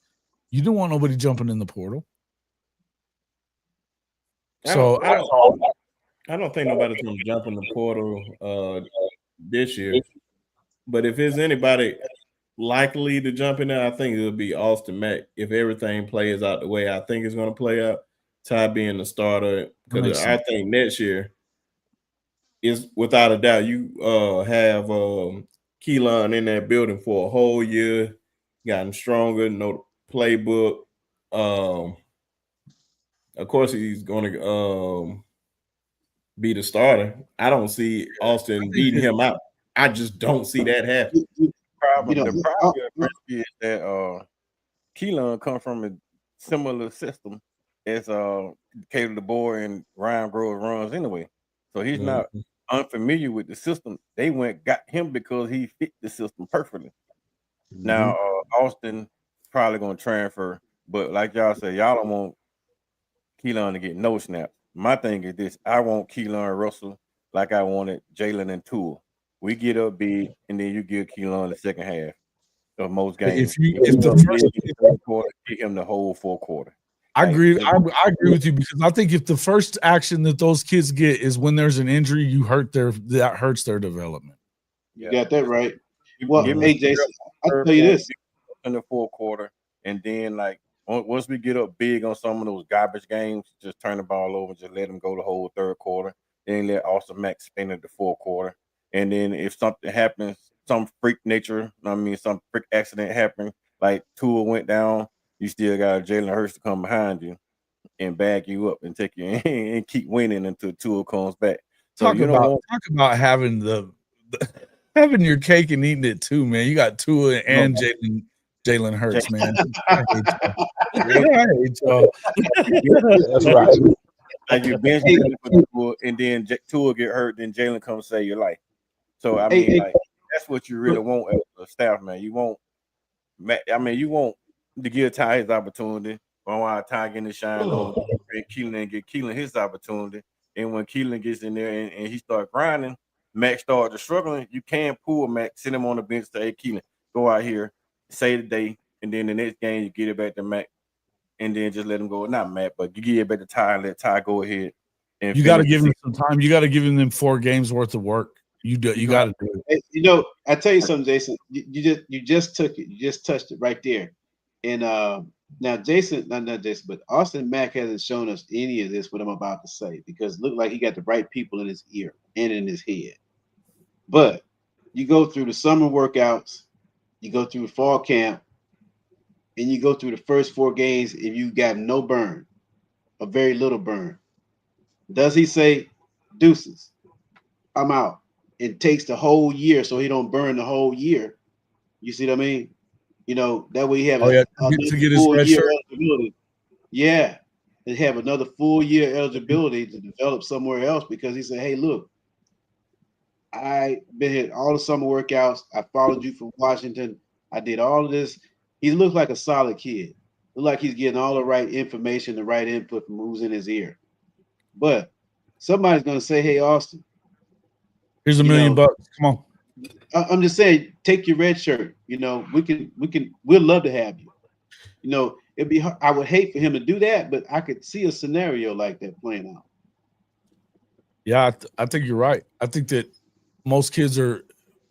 I mean, the quarterbacks are different. It's a different animal than it is with anybody else. And they're just not. They get forgotten about real quick. And that's why it's like that, because they get forgotten about real quick. I mean, look, right. We were saying Ty Simpson was a 5-star. People aren't acting like he was a 5-star.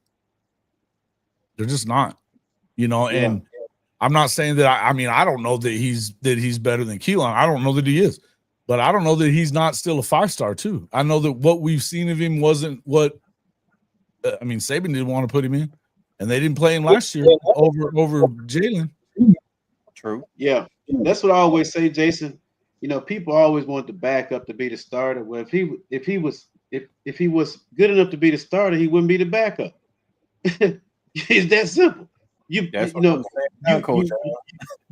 how much that has to do with some of this NIL and some of these places. I know good and well that Jackson Arnold played last year because of the money they had invested in it. Yeah. I'm telling you, Coach, that's what I'm saying now. So if he couldn't beat Jalen out when Jalen struggled last year, Nick Saban never gave him the rap on top of Jalen when he came in as a 5-star and Jalen came in as a 4. Here it is his senior year. Do we really? The thing, Coach Carl, it's not like they had the best offensive coordinators those few years, though. Thank you, Jason. Thank you, Jason. And then too, where Ty played out there in Martin, Tennessee, the level of competition wasn't nearly as it wasn't nearly like what Duncanville plays against in Texas. So the quarterback position is probably the hardest position on the field, because you got to develop. And a guy like Ty Simpson, man, he's just grinding. He's a coach's kid. I'm just saying, this guy is probably at a place now where he's been around a college environment. You know, he knows how to prepare his body, knows how to prepare his mind, and he knows the game of football. Now he gets an offensive coordinator worth something in there. It's going to give him the structure and the system. You know, I think the guy's going to legitimately play the position the way it's supposed to be played. Now, whether he has a higher ceiling than Russell, than Keelan, no, he doesn't. We know that. Everybody sees that. Okay. But can he be the best Ty Simpson for this team from a chemistry standpoint to make them win in the SEC? And that's what it's all about. If you pulling the right, if you distributing the rock and you're available and you're not hurt and that O-line's protecting you and giving you a running game, hey, man. Go perform, man. Go perform. Everybody be quiet. Yeah, he's an excellent quarterback. They'll wait on Keelan a year. You go and perform. They'll wait. Yeah, that's right. He's an excellent quarterback. Not to mention, you improve your stock. If you go out there and put tape on the film and you go and play at the highest levels in the SEC, you got all kind of options. There's no pressure on you at all. You can stay at Bama. You can go pro. You can go somewhere else and take Carson Beck $4 million payout for another year. Okay, it's going to be there for you. 8 million now. 8 million. I'm sorry. I do. Yeah, I just don't think Ty has that. Like Ty can throw the ball very well. He can read defense very well. He has like a 40 to 45, 50-yard passing depth on the pass from what I've seen. But when you're talking to Keelan got what 65, 70 yards in the air. That's different. Flat footed. That's different. That's a whole different. Yeah, that's a big difference in what type of arm you have. Now Ty is a very good quarterback. Like I said, man, that offense moves so smooth on the Ty because he's been there so long and he's so educated, man, with the offensive receiving schemes and stuff like that. And the schematics of offense. He's so fluid with it, but Keelan Russell has a different type of arm. That hose. That hose. Different. I know Bone put in chat. He said if Grubb gets Bama on track, USC struggles, Ryan Grubb will be at USC next year. Book it. I don't know if you go to USC, but I mean, they're connected to Jen Cohen. They're connected to Jen Cohen. Had Jen Cohen been at USC, Kalen DeBoer is at USC and not Washington. Yeah. That makes sense. That makes a lot of sense right there, man. Yeah, it wouldn't surprise me at all. And I think Lincoln's losing his grip. He is. He's losing his grip on it. Well, I don't think class coming in so far. Yeah, I don't think DeBoer is leaving, but Grubb is definitely a possibility. I can see it happening. Yeah, right. I wouldn't be surprised if it happened. If they keep the number one recruiting class, yeah, then probably so. Yeah. Well, but they got to do that. I mean, what's to make you think that they're not just doing what they did last year and using SC to get more money from elsewhere? Because they're still not. I mean, I know they're trying to recruit California better, and I think they're doing a better job than they have. But when Alabama and Oregon are kicking your butt in the state of California, that's not good. And it's amazing to me the guys that have gotten away. Amazing. Mm-hmm. Hey man, everybody they're out here in Georgia. You got to have a fence up around your state. That's all you should have to do. Ladies and gentlemen, so he's in the building. The man, the myth, the legend. I can't believe my eyes. I haven't seen him since Friday. My man, my dog, the great Ty Hayes. Yes, sir. What's going on, bro? Hayes, man, we were just talking about you this morning, bro. I promise you, man. I think about you today, Ty, man. Good to see you, my brother. Hey, good to see y'all. I hope y'all are doing well. You're doing great, Ty. Good to see you, brother.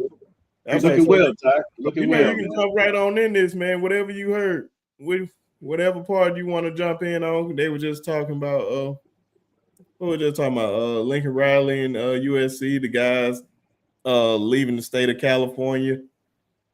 And Jason just said they need to have a fence around the state of California. Hey man, they like these southern women down here, man. I can't help it, man. They said they got to get out of. They seen enough in Cali. They said they want to come down here and see some of these country girls. Have you been to Cali, bro? Hey, you know the funny part about that? Did you hear that Bussin' with the Boys with Josh Jacobs? Where he said he had visited Mizzou and then he went to Bama and saw the girls at Bama and he's like, yeah, I saw that. This is hilarious. Hilarious. Mizzou. Yeah, I saw that. And even the women are mid. Even the women are mid in Columbia. Go ahead, Ty. And Bama gets on track, Grubb to USC, book it. I mean, listen. Maybe, but here's my question, because there is that connection that Jason had pointed out. But Nathan, do you think that USC would go after a guy that doesn't have like that much head coaching experience? Because you got to realize if you're USC and Lincoln doesn't work out, you need a big hire. Like you need to knock that hire out the park because the Sharks are already in the water. Need an Urban Meyer or somebody like that, you think?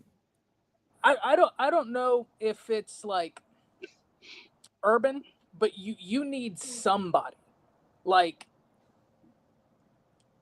USC is in a position where, credit to them right now, they're really doing a better job trying to lock up Cali, and that's a very fair point, Nath. Very fair point with his NFL experience. Like, nothing for you there.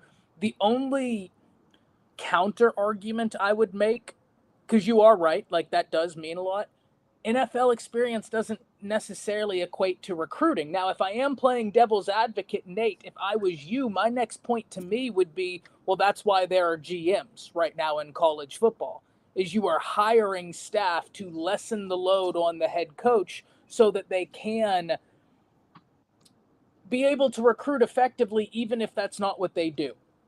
So it's an interesting conversation, Nate. I think that I don't think it's going to happen because, like I said, if you're USC, you have to hit a home run hire if it's not Lincoln.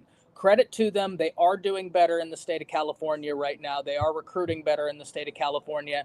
And God forbid they needed it, because Bama was going in there and just picking eeny, meeny, miny, you. And I mean, guys, you think about it right now. You look at the secondary, Zabian Brown, Cali, Damani, Cali, Dejon Lee coming in there, Cali. They have recruited McDonald. Chuck McDonald. Thank you, Coach. Thank you, Abdul Coach. Sanders. Yep. Well, I was just looking at the DB room, but you're right. Abdul Sand, like they have been they just killing kill in it. Cali. That's what I was just saying. I mean, Oregon and Alabama are destroying them in their own state. They're killing them in their own state, Ty. And I mean, I don't like Urban Meyer either. I don't think it's. But I was just spitballing. I think it's Matt Ince, to be honest with you. I think they go get Matt Ince. They already had him there. I think they hired him for a reason. That's the one. And that's been cold, man. Well, you know, Jason, last year, you remember before last season started, you and I had this conversation. We did. And I was like, hey, if you're USC and you hire Matt Ince, this is a brilliant hire for two reasons. One, he's a great coach. Great coach. To get him to go from head coach. Man, he's just won. All he does is win. He'll win at Fresno.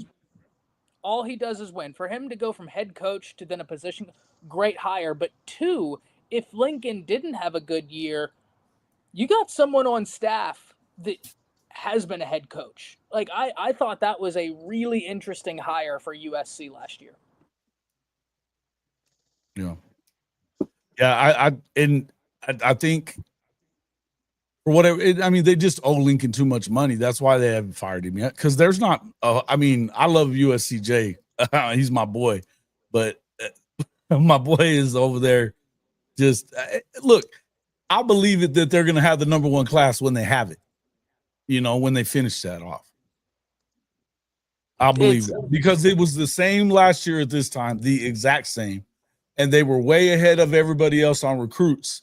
10, 12 extra recruits than what everybody else had at the top. And by the time it was all over with, all those guys, all those Georgia dudes, all those, you know what I mean? Julian Lewis, they had all just kind of used SC to run up them dollars. And then they split because I think that Lincoln has lost. This is just me, and this is me not being a fan of Lincoln Riley, but I'm going to tell you, I think he's lost that shine that he had is no longer there, man. You know what? Only reason why I won't all the way agree with you because of your bias. That's the only reason why I'm not going to all the way agree with you because you're biased. Hey man, that's the only reason why. If somebody else said it, I don't care. Maybe. I know you dislike this man, so this man can literally give. Listen, when you're recruiting for USC while you're still coaching at Oklahoma, there's reason for it, bro. He's as slimy as they get. He's slimy. That's it. Hey man. Hey, I don't. Lincoln's got to prove that he's. There it is, B Sharp. There it is. You just got it in Technicolor. Lincoln's got to prove that he's a head coach as opposed to, because Jason, listen, if I was an OU fan, I wouldn't like Lincoln either. Dude has good offenses, right? I think he's the best. I think I don't know that he still is, but I've been saying it for a while, even after he left. He's the best play caller in the country. And he's great with quarterbacks. If he gets a quarterback that fits his scheme, if he gets a quarterback that fits what he wants to do, he makes magic happen. I like my idea. I think they might be better this year. I just don't know how much better. Yeah, fair. And I don't know how much rope he still has. They still owe him a lot of money though. But I think that they may have just stashed Matt Ince in Fresno for a year to see what he does. If he doesn't, you can't go 6-6 again. You can't do it. Oh no, not in the Big 6-6. I believe he's fired. If he goes 6-6, he's fired, without a doubt. Well, think about it like this, guys. If he goes 6-6, Michigan, if Michigan looks better this year with a young head coach, Penn State is Penn State, right? Like we always know Penn State's going to be good. Penn State is good. They always are. Now, understand whenever people hear that, I think there's this inclination to say like, oh, so you think they're going to win a national? I didn't say they're great. They're good. There are levels, and they are always baseline good under James Franklin. Are they going to be great? We'll see. They got some veteran experience. They got some nice pieces to that team. But my big point with this is we know Ohio State is going to be a player again, like they are. If they figure out the quarterback position, they have weapons on the outside. I like a lot of pieces on that defense. It's Ohio State. They got a lot of talent. They got a lot of good coaches over there. My big point with all of this is you're not in the pack anymore. And ironically, the Pac-12 was probably its best since 2005, 2006, the year it died. Right? Like, it's as good as it's been. But if you go 6-6 and Michigan looks like they're building with a young head coach, Ohio State is Ohio State, Penn State is good. And then what if Wisconsin starts getting it together, guys? Like, now all of a sudden, you see the picture I'm painting here where you're all of a sudden looking up at several teams. If Oregon has a good year, you're looking at being number 5 in the Big Ten. That's not what USC is. That's not what they're paying for. And no, man, they're not okay with being behind Oregon in anything. It's not okay. That's little brother for them. That's little brother for him, for USC. That's not okay for them. And they're getting, they've got the guys. I think there's a reason they didn't go back to the portal. Dante Moore must be doing okay. I believe this is going to be a breakout year for him. I like him. Stud, man. I believe this is his breakout year this year, man. I saw him in person. I saw him in person in that All-Star game in San Antonio, and he was throwing cats open, man. Throwing cats open. And it wasn't the rest of the quarterbacks that were in that game, they weren't close. So only time gonna tell with those guys, and definitely with Lincoln, man. I believe I would say they'll go at worst 8-4 this year. I expect them to do a little bit better than they did last year. USC. I like Dan Lynn, and I actually like Jaden Mivia too. I think he's a pretty good player. Yeah, I think they waited a little long to go to him, but I don't. Here's the thing about Lincoln. It was so ready made for him at Oklahoma. He didn't have to replace a guy. There was nothing he had to do. It was turnkey. Now he made his choices throughout the 6 years he was there, but in the end, it wasn't the same thing when he got to USC. Now he had to hire his entire staff. And, he brought poor old Speed D. He brought them with him. And, he just fired. I just saw that he just fired the strength and conditioning coach. We call him the yoga instructor.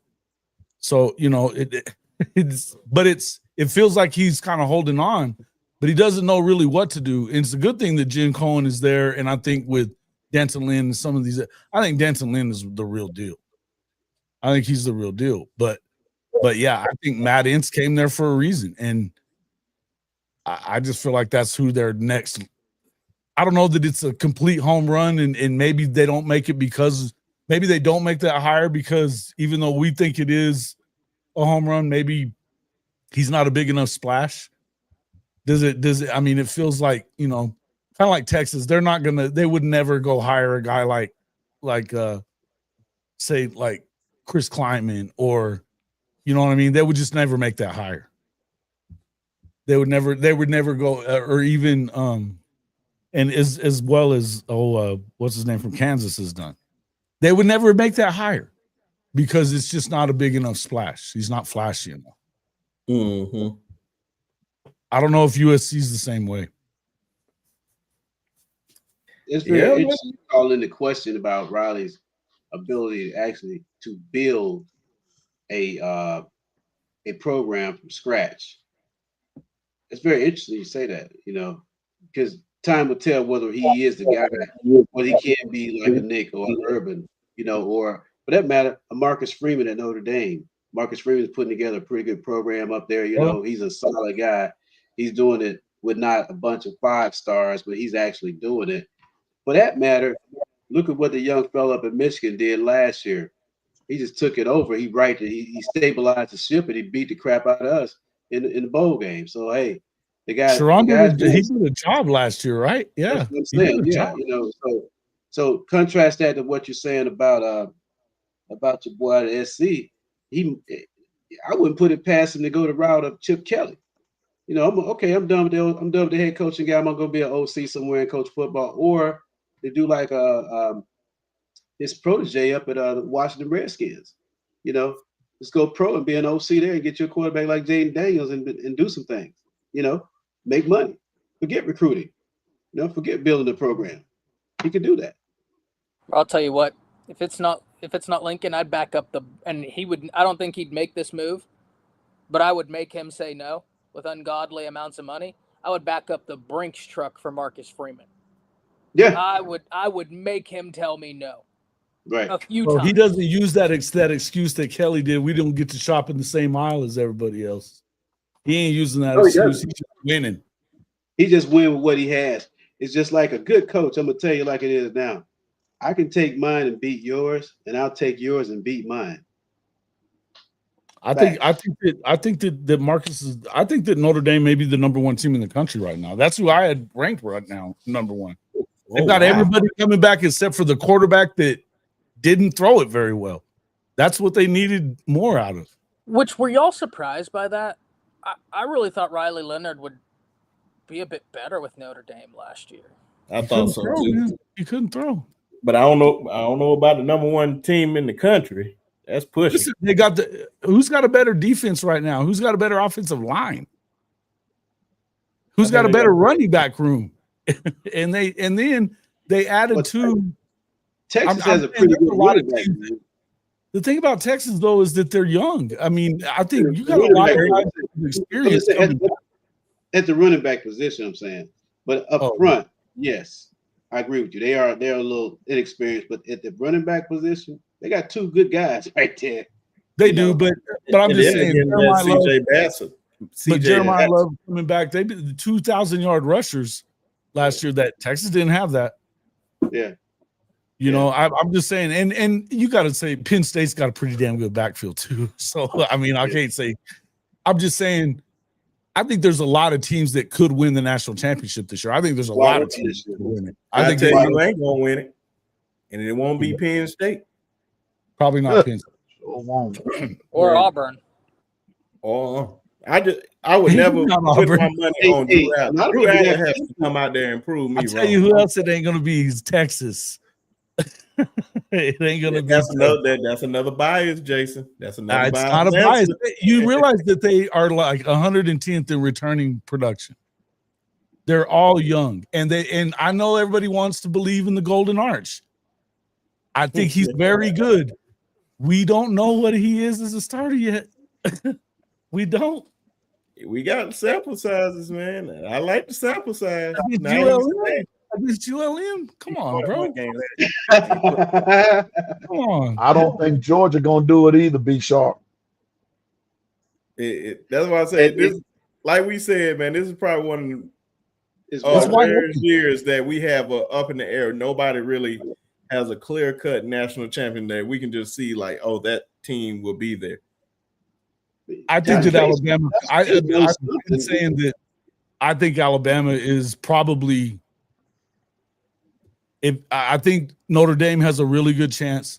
I think Alabama has a really good chance to win it this year. Why is Josh Payton putting Clemson up there, though, Jason?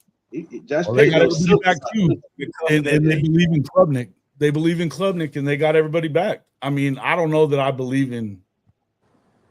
I don't know that I believe in them at this point, but they're loaded. That's the thing. We've seen 2 years in a row the team with all the experience, and this is the same reason I don't believe in Texas. They don't have all. They didn't win when they had all that experience and guys going to the draft.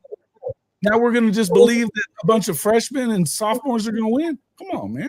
See, now you're touching on something. Now this is why I go back to the 4 C's again: continuity, right? Continuity. And you talk about the experience factor, and we go back to the team in Tuscaloosa. Everybody's a little more comfortable in the building this year, and look at what they're bringing back on defense for starters and what they added up front. Yep. I mean, that's undeniable, man.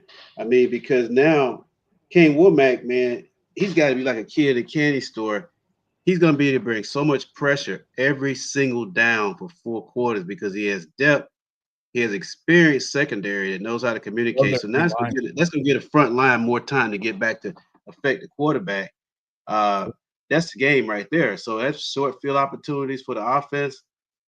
This team could be kind of scary if they stay healthy because they got chemistry, continuity, collaboration, communication all throughout the building from the top to bottom. There's no. This has been the quietest year in the off season I have seen in Tuscaloosa in years. KD in year 2 has been great, right, Coach? In years. Yeah. KD in year 2, he's been unreal good everywhere he's been. I'm kind of glad we're flying under the radar this year. To be honest with you, all that fun shit. I feel the same way about OU. I love our defense so much. They don't have to be great on offense. They don't have to be great. They just have to be better. Okay. Which all y'all need to do is not literally take out an entire forest to make your injury report. Like, I think y'all contributed more than any Fortune 500 company in deforestation in 2024. I agree. 100%. That's I wild. agree. That's wild. That's like the unluckiest thing I've ever that seen. injury report was fabricated, Todd. It was a rough year, man. It was a rough year. And then you have a great night and get Alabama and then get rolled the next week by LSU. It sucked. It was a bad year. Bad year. Yeah, because the injury guys played with different numbers against Alabama, and then they re-injured themselves again, and then play the next week at LSU. That's all. And they had a different game plan against LSU, bro. And here's the other thing. When Nuss went out, whatever they gave his ass, he came in much better than he was. Michael Jordan's secret stuff. So, yeah, something like that. Yeah, the flu game. That was insanity. Some of that Dennis Rodman juice. Like you said, Jason, game plan is so important. Because yeah, I don't want to take away. I'm kind of mad at you for not really like letting me know what we were getting in Seth. I got to tell you. I did. I said it on Oni Kuno's show that when he was like, hey, what's your biggest worry for OU? I said offensive coordinator, because I understand when you look at the win-loss of Seth. They should have went with Matt Wells. What were they doing? Well, and this is the thing, like, because people would point out, like, hey, he did decent at UNT. Like, he did pretty good. And I say that because by UNT standards, he did pretty good. UNT was... But when he had guys that were running the offense for him, he did well. Yes, and even then, Jason, like the thing that I said on Oni Kuno's show, shout out Oni Kuno, by the way. When I was on his show, the thing I said was like, yeah, the numbers look good for UNT, but if you watched the games, it was not pretty. Like, I walked out of a UNT game. There you go. Someone wants that attention. But I walked out of a UNT game because it was just so hard to watch. But Coach Al, to your point, I think Bama's secondary could be top 3 in the country this year. Yes, sir. Like I think it's that good because they did that while not getting the quarterback down last year. They were top 10 in passing defense efficiency last year with maybe, I mean, who had a younger secondary than Alabama last year? And I'm not asking at the end of the year, though. They looked really good at the end of the year. Top teams, probably no one. Top teams, the ranked teams, you know, top 10 teams. We were probably the youngest. Malachi was the only one with like legitimate starting experience. Right. So if they can just get to the quarterback, that's my big question for Bama. Can you get the quarterback on the ground? If the answer is yes, this defense is going to be great. And I think it's going to be really good anyways. But Jason, the last thing I'll say here is like to your point about game plans, and I'm not trying to diminish what OU did because like you said, OU had an amazing game plan. The flip side of that is I thought Alabama had an awful game plan for OU, right? Like, I don't think that I don't know that they got into it, Ty. I don't know that they were able to get into it because play one, Danny Stutzman knocked the shit out of Milroe. He didn't really want to run after that. But here's my thing. You shouldn't have been trying to run Milroe at that clip in that game. Not because it's not Jalen. I mean, Jalen Milroe is amazing. But as an offensive coordinator, you should have been setting him up for success running. You know Brent Venables is aggressive. Brent Venables and Sark are alike in this aspect right here. They're going to live by the sword and they're going to die by the sword. And I respect the hell out of both of them for it. They're going to take chances. They're going to take chances and go get them. Well, look at though, but once they start, and I said this the whole week leading up to it, that Oklahoma's only chance was to not let him get going with his legs. If you let him get going with his legs, he's going to kill you with his arm. And lo and behold, they didn't let him get going with his legs. And really, he didn't really want to run it after that. Well, then now they're feasting out there in the secondary. You know? Well, and then even defensively, like I thought Womack I liked did a great Womack job a lot as too. the year went on. Yeah. Right? Really figuring out, okay, this is my personnel, this is what I want to do.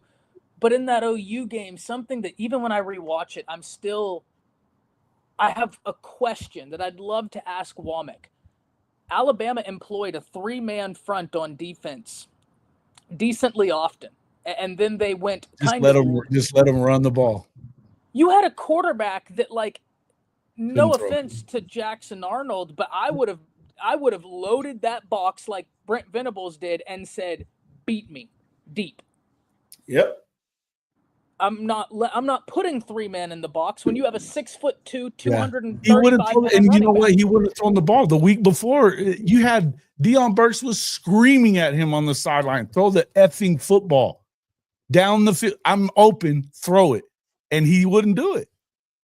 Why Jackson was still in at that time? I mean, I know why. It's because of the NIL money. It had everything to do with boosters being in the way, and they decided based on cash because Michael Hawkins was the guy. Jason, I will say this to you. I'm glad he's at Auburn. Me too. He's on the menu. He's on the menu. For that reason, what you just said, I'm glad he's at Auburn. Okay, he's coming to y'all, Jason. And he's scared to death. Look, he was scared, and they weren't even hitting him in practice in the spring and the fall. They weren't even hitting him. They wouldn't let him, and the dude was scared to death of him. I'm not happy he's at Auburn, and I'm going to tell you why. He's a Denton kid. I want these kids to succeed, and now he's got a head coach that will throw him under the bus. Sure. That's why I'm like, man. The problem is that he looks over his shoulder quick, and from what I hear, Deuce Knight's been playing very well. Ty, the reason I was saying that because I'm glad he's there. If he's not, listen, I want to beat Auburn like 100 times in a row. Facts. That's where I'm going with that. That's all I'm saying. No, I hear you. I don't want anything bad to happen to the kid, but if Auburn chooses that, hey, we want this guy, and he's not a top performer, you take him. We're going to beat you. That's all I'm saying. No, I hear you. Yeah. I've always said this. I'm biased towards these North Texas kids that I get to like watch. Yeah. And when I saw him go to Auburn, I was like, oh my God, man, What I a think terrible, bad what a decision. terrible Bad decision. decision, right? What a terrible Bad decision. decision. Bad The only decision. Yeah. problem is we go to Auburn this year, and Auburn plays so damn well at home. The stadium's cursed. He'll mess around and have a great game. Everybody turned into Nah, six he's stars. not. He ain't gonna be starting by the time y'all get to him. What you mean, Jason?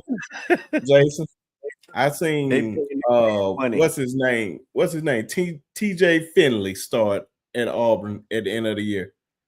I believe Jackson Arnold can start at the end of the year at Auburn. I don't think Jackson Arnold will be around at the end of the year. I think that he will get Whoa. if he makes it to the Oklahoma game.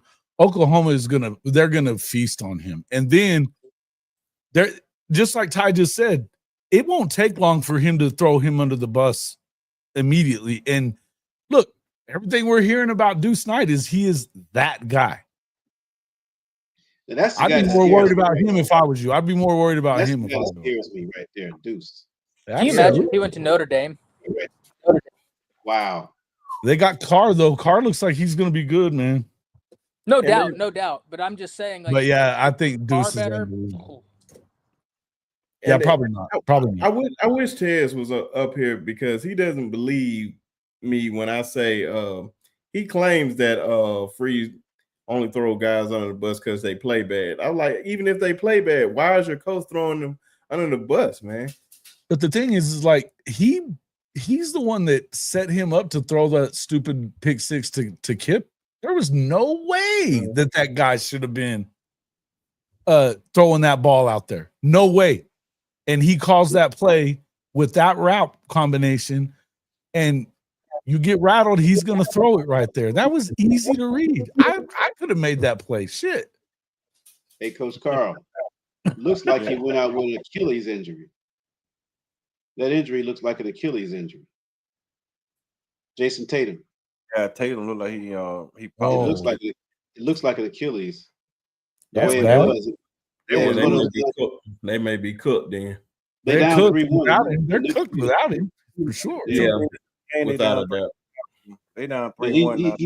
he went for 42 tonight, but where they were carrying him off the court and the way the injury looked, it just looked like it wasn't look like he rolled an ankle. It just looked like he popped his Achilles or something, or a severe calf Yeah, injury. the way he's crying, I Yeah. see it now. Yeah, nah. Yeah. It's bad. Where he grabbed down that day. I He's hate grabbing it. Yeah, he's grabbing it. Yeah. I hate I it hate for him. guys, man. That Yeah. sucks. He's a class act. Well, everybody, we've been on here for 2 hours. And I appreciate Jason and Ty and Coach Al and Piano Man and Coach Carl for jumping up here. Man, thanks We for just having talked me. Man. It was fun. Got to Oh, see yeah, Ty man. again. I ain't seen Ty in a minute. Yep. Ty makes an appearance. It's been a Hey, minute, brother. I watched Jason this morning. Jason was on. Man, I appreciate you guys all hanging out this morning, man. That was fun. I was at work watching. Well, listening more.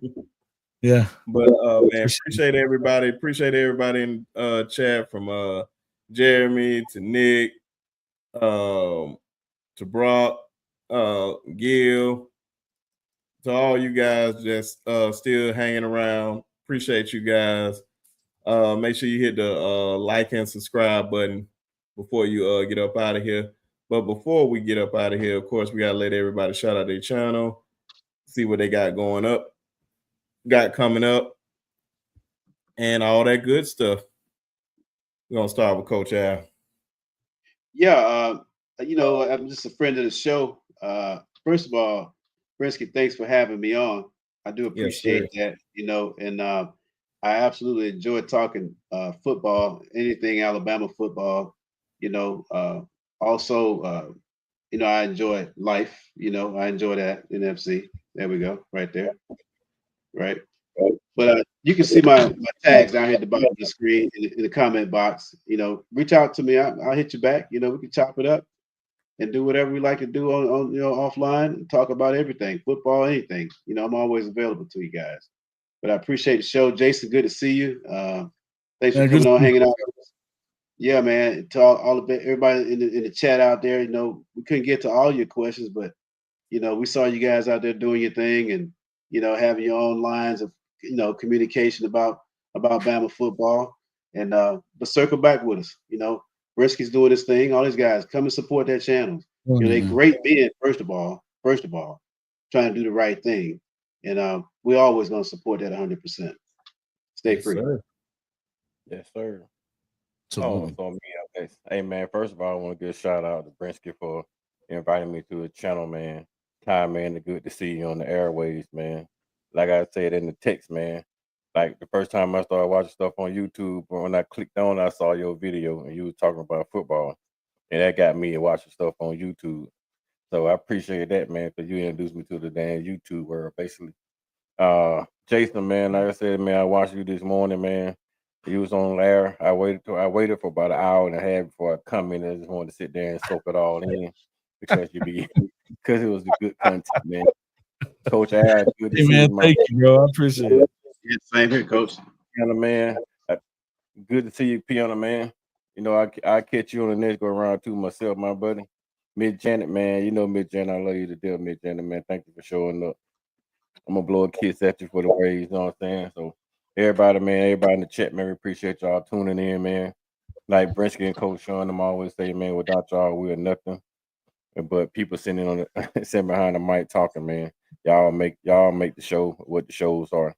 But you can find me on X, man, Twitter at Coach KD Taylor, or you can find me on YouTube. I promise I'm gonna drop some content soon, man. Just every chance I try to do something, man, I have a baseball game or softball game with my grands. So I really don't have a chance to get on the airways myself. But I'm gonna do something, I promise. But you can find me on YouTube. That's on the Block Sports Talk with Coach Carr. Grinsky dropped the link in the chat earlier. So you check me out, man. I think I'm 30 some subscribers away from 100. So let's keep rolling up, man. So I can get Yeah, up that's to ridiculous.